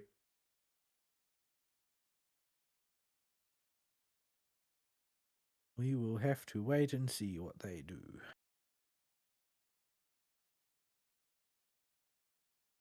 Anyway, that one is that one is that one is that one.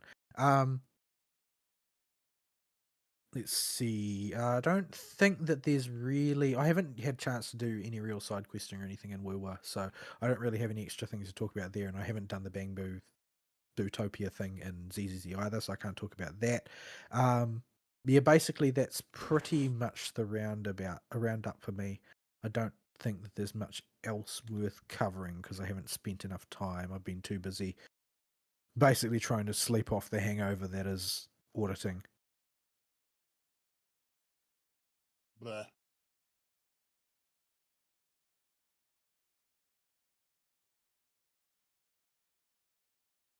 All right.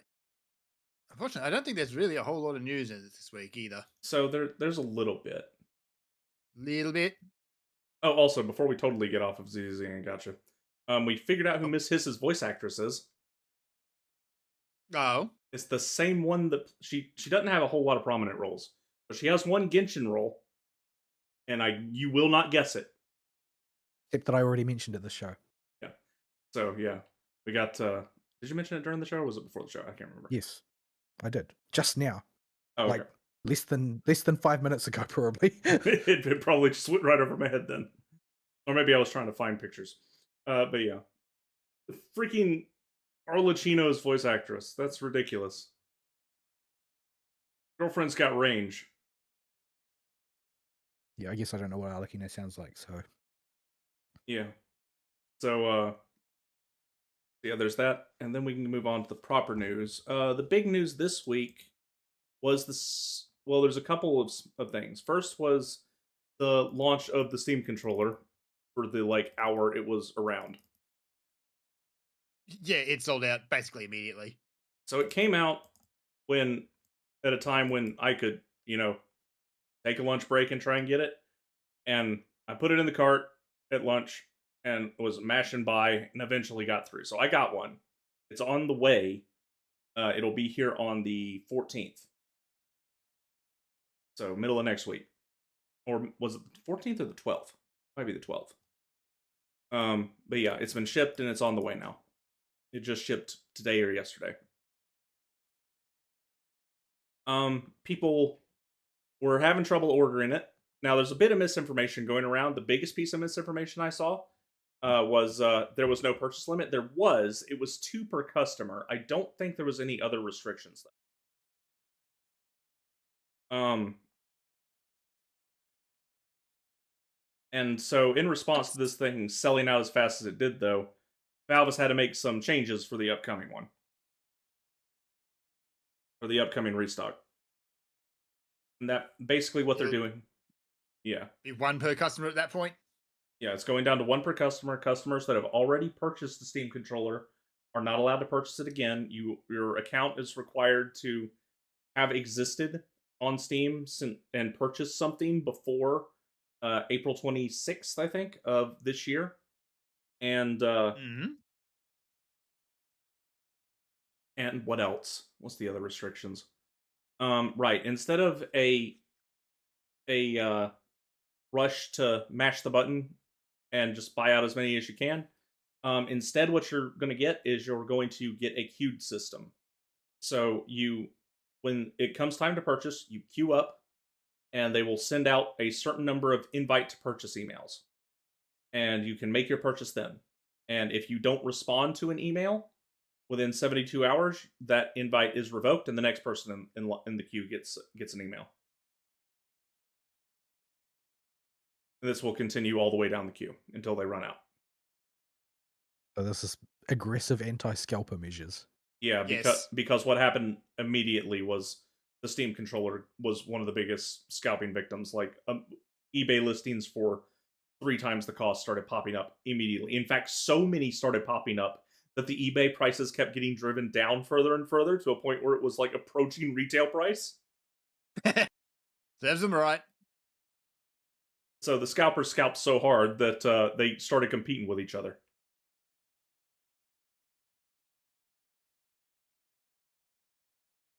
Yeah, I'm not going to shed any tears about them losing money.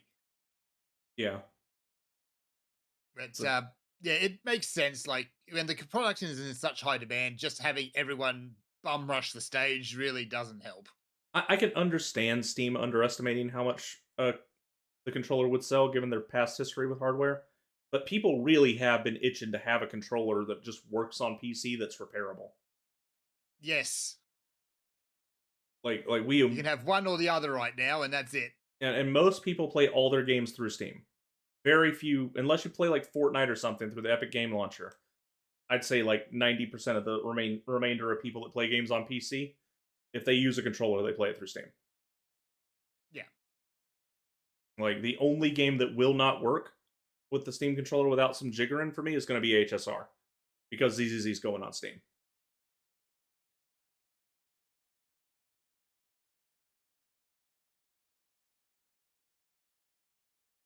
All right, let me see. If I bring up the Steam controller, it's 150 Australia bucks, which is a really good price for a controller. It's 100 America bucks. Which means we're basically on parity. Mm-hmm. If I hit reserve now, It's all there now. So the whole queuing system is set up and ready to go now. Yeah, that they dropped the queuing system yesterday, I think. This yeah. item is not available for purchase in my region. Oh no! All right, so I got my reservation in. I'm going to try and get one. Yep. So I'll be able to give a full review on it, and obviously you haven't paid them any money until you click the link in your email, so I'll be able to tell you next week how things go with it. Yep. So I'll be very happy to experiment with that. I mentioned all the stuff I'm looking forward to on it before. We'll get that. I'll get the first-hand report on that later in the week because I did manage to get one. Next is Oh Dear, the video game. You'll have to be more specific about the Oh Dear, but they're both Nintendos from what I've seen. So I only know about the Star Fox one. The other one is that they're doing a price hike on basically the consoles and Nintendo Online. Right. Because everyone else is doing a price hike, so that's what all the cool kids are doing. Yeah. Anywho. So we'll start with the game announcement. We're getting a new in the fattest air quotes I could put out, Star Fox. Lilac Wars by the PAL name. Yeah, that is the name of what happens during Star Fox 64. It's called the Lilac Wars. It is the Lilac Wars. So this is not a new story. It is another. I think we're on the 4th remake of Star Fox of the Star Fox 64. Star Fox 64, I think itself was a remake of Star Fox Super Nintendo. Broadly speaking, I think it was. And then we had Star Fox the Command, the Wii U version, that forced you to use gyro controls. That everyone hated. Yes. And now we have Star Fox Lilac Wars for Switch. Yes. Which is an HD. Now, if I told you it was just an HD paint job with maybe some well, it's a full remake. So a new engine, new combat, but it's the same game and the same Lilac Wars story we know. Okay. You could understand what I'm saying if I told you that, but that's not entirely true. Because the redesigns are so drastic that, well, I don't think we got to worry about the furries colonizing this one unless they're also meth heads. I mean, yeah. I think that you are dramatically underestimating their perversity. I am. Well, their methness. But I'm going to continue to do so. Because I like that world better. So there's a screenshot I saw going around of what. Well, first I'll do this. I'll take the screenshot and post it in live show chat of the main cast walking through the hangar that's going around.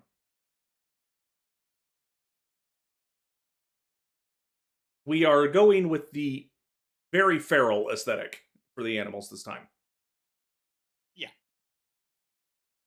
So Star Fox was already pretty animal with their designs, but we have doubled down on it. Now, that's the main cast with perfect marketing lighting. Let's take a look at the side characters. Do we have to? Yes. Yeah. Notably that one. That's the screenshot I see going around for what they did to Cat. Like Cat looked fine in the first game. That's basically all you saw of her was the chat image. But It, yeah, she is now a meth head. she's a little bit feral. So that is what happens when you do cocaine, folks. Yeah, It, she's not it even doesn't even have the hair anymore. She's not pink anymore. She's just kind of a feral cat. yeah. So that screenshot's going around. I honestly don't even know if it's true, but everybody's posting it like it's true. It honestly doesn't look like the same character at all, No, other than that they're both cats. but it does fit in the current aesthetic they got going on because they are very, very feral animal here. So yeah, we're remaking Star Fox 64 again. Now, Real question is, Again, will Slippy Toad still be the most hateable character in the world? yes. Slippy looks like I they've don't done. even know. I don't even need to play the game to know that Slippy is awful. Yeah. The only positive thing I can say about this is the online multiplayer modes do look pretty good. Like in the original Star Fox 64, the multiplayer game lines were really fun. They were just stupid and just a lot of ridiculous fun, especially if you could unlock the extra modes for battle mode. I mean, where you could like run around on your feet and stuff. Yeah. Yeah. I mean, you were absolutely sitting duck and you'd probably get smushed, but still, Yeah. I think if you just beat the game, you unlock like the you Landmaster. got unlocked the Landmaster, yeah, Yeah, but which could hold its own. if you played through all the routes and got gold medals at least once on every stage, you could run around on foot. Yeah. Uh, Just running around on foot with a little pew pew gun against, starships. yeah, me and my friends played the crap out of Star Fox local multiplayer. It was one of our favorite games. It's so good. But yeah, I'm not particularly interested in buying Star Fox 64 again. Again. Yeah, if it was, you know, they did one continuation to Star Fox properly with Star Fox Assault, but it had the weird grounded missions and tried to Hmm. be a third person shooter for some of it instead of just sticking to what we wanted, which was our wings, landmasters, and maybe the submarine if you were feeling up to it. Yeah, there was that one submarine mission. I forgot about that. Yeah, the Blue Marine. Blue Marine, which was essentially just the R Wing but underwater Yeah, it and was. slower. Well, the gimmick of that level was uh, the torpedoes it shot could light up the area around it so you could see. It was a really dark level Yes. naturally. If you try to play that level on an HD monitor, it is impossible to tell what's going on because it was designed for CRT TVs and the lighting effects that highlight stuff were designed for CRT TVs. So if you don't have a CRT Yes. TV, it's very hard to tell what's going on in that level. So yeah, Some things have not aged well. I will not be buying this on, but I certainly have no plans to. People Is it Switch 2 exclusive? almost certainly. Yeah, it looks like it is. So yeah, that's oh, and they committed the biggest sin they committed with this game though is in multiplayer it face tracks your face if you have the Switch 2 camera and turns you into a VTuber for whichever Star Fox character you're controlling. Which is kind of weird. Is that why there's these screenshots floating around where the characters' eyes don't seem to be pointing in the same direction? Probably. Possibly. So, congratulations. Star Fox has found a way to turn everybody into furry VTubers. Who would do this, Chief? Why would you do this?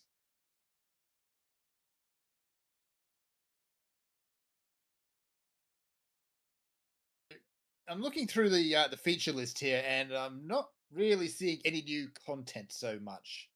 Yeah, it looks like just Why come up with new things if you can just reheat the old things and bring them out over and over again?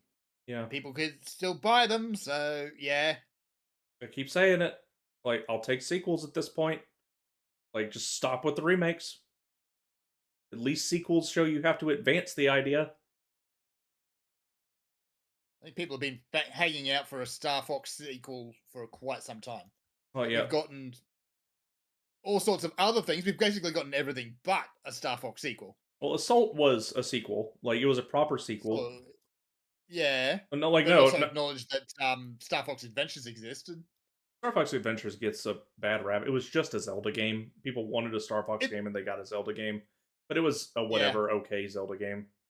it was fine. I It didn't mind Star Fox Adventures. The writing was abysmal. I'll give it it that. it did have Tricky in it. It did have Tricky in it. I'm not sure we can forgive it for that, but Assault does show us a grown-up Tricky. Oh yeah, he's still in it. But unfortunately, they didn't make a dinosaur pilot a spaceship, so I'm disappointed. Well, he's got 4 legs. That's irrelevant. Tricky Do is it anyway. Tricky is not an anthropomorphic dinosaur. He is just a baby Triceratops. He is just a dinosaur. That's it. He's just a dinosaur. He Yeah, does not have thumbs. yeah. He is not a furry or scaly or whatever. He is just a baby Triceratops. With an obsession with his plastic ball. Yes, you can throw the ball to Tricky. Yeah, the story of how Star Fox Adventures came to be is kind of dumb. Yeah, it is. But yeah, Assault was a proper sequel. Then, if you take out the on foot sections that pop up about once every 3 or 4 missions, like it's a perfectly fine Star Fox game. Hmm. A little dark sometimes, very dark in fact, but it's still a good Star Fox game. A bit of dark is okay. It's very dark some in points. Yeah, which for a Nintendo game is yeah. Like it's spoilers for a 20-plus-year-old game. Like General Pepper, the Corneria gets invaded by the Borg basically, and and it's assimilating. They're a mix of the Borg and the Flood, and they're assimilating General Pepper's command ship, and they've taken control of him and his ship and are using it to fight you. And you have to stand on. You have Fox standing with a turret on Wolf's R-wing, who swooped in to play the anti-hero, and Fox has to murder General Pepper. Yeah. And you just get to see Yeah. Pigma from Star Wolf just get totally consumed by these things and turned into a monstrosity you have to kill. To be fair, as much as people hate Peppy, Slow Slippy, they hate Pigma more. I'll find you the picture. He's going back a ways. I know.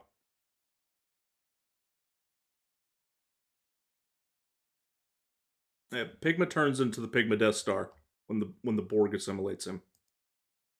Yeah. Here we go. It is a very small picture. Oh, it is a very small picture. It is a very, very small picture.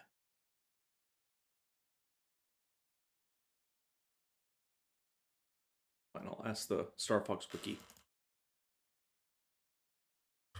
So smarted.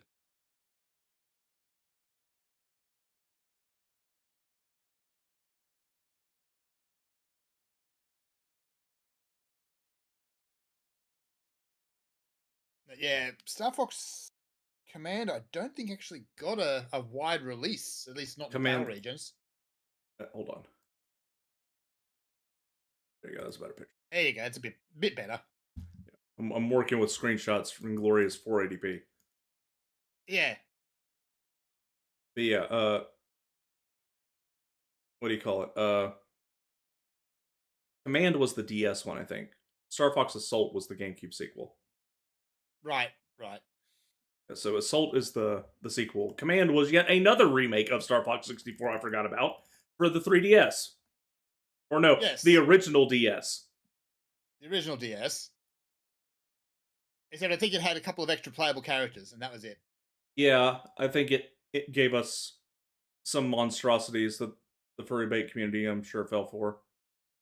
My yes. Yeah, that's the reason to hate Star Fox Adventures is because of the furry bait. Or yeah. Oh yeah, that Crystal spawned an entire batch of them. Yeah. Is that like the token female character or something? Yeah. She's a blue fox. Oh my goodness. So She also runs she's around in a Sonic loincloth Fox. most of the game. Yeah, Crystal is a blue fox that dresses skippier than you know. Like there's none of the jewelry. Well, there's a little bit of jewelry adornment, but not much. There is no shawl or white cloth coverings or curtains. No, it is just a fucking metal bra and panties. This Yep. female version of Sonic Fox. Why do you ruin everything? I mean, it's already ruined, but you just ruined it more. I'm going to force you to imagine Sonic Fox on stage in that outfit. No, please, no.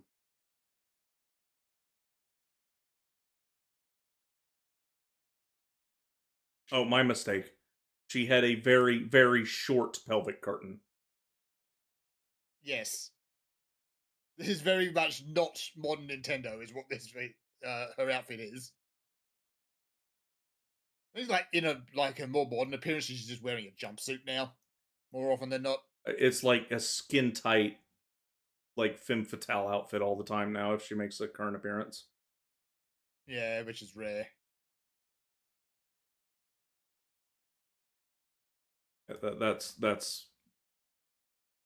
that'll post. There we go. Yeah, there you go. That's what they can't be forgiven for.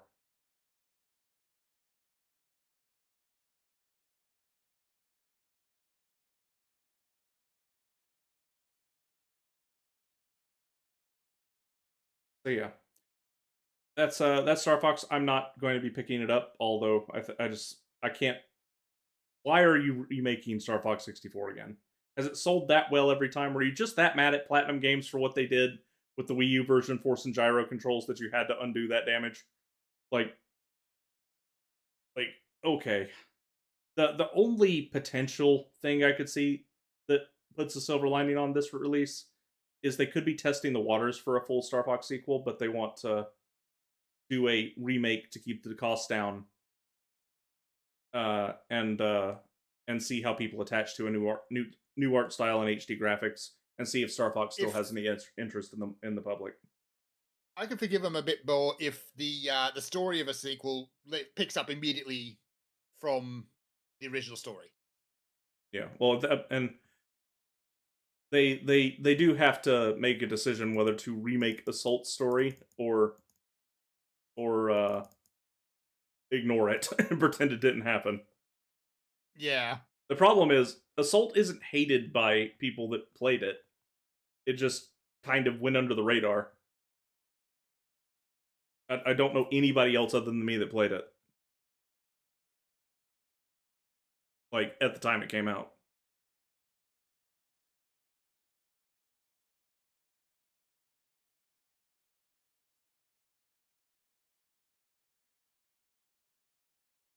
Yeah.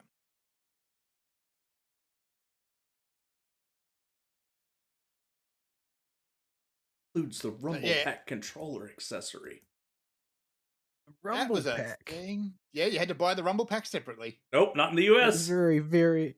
It was. Oh, you could buy it. You could buy a package deal in New Zealand as well, but the Rumble Pack was heavy. It was. Like very heavy. This is the Rumble Pack. Force feedback device that lets players feel the game. 90s advertisements were great. Yeah. So cheesy. I think I've sent y'all the Star Fox video before. They sent a whole bunch of promo videos out with Nintendo Power VHS tapes, and they were just glorified advertisements, but they were incredibly funny.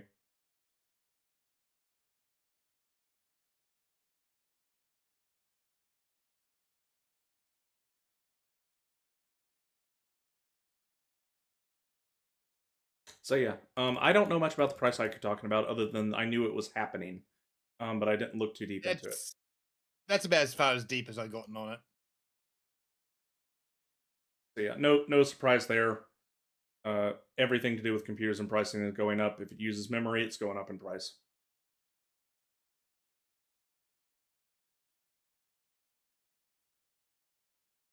But yeah, Switch 2 is looking less and less like a productive buy position now. The price is going up. Like you got one game for that system. That's I would say is a system mover, and that's Bonanza. Everything else just And that on its own is not a system mover. yeah, you just go buy a PC.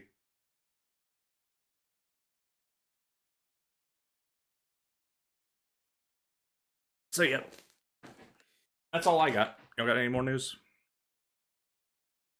Nah, that's really it. Don't think I've seen anything I would call news. All right. This has been. I think we wrap then. Okay. This has been Skimpy Woman mooning the camera. Yeah, okay. The show. So, we will see y'all next week. Sayonara.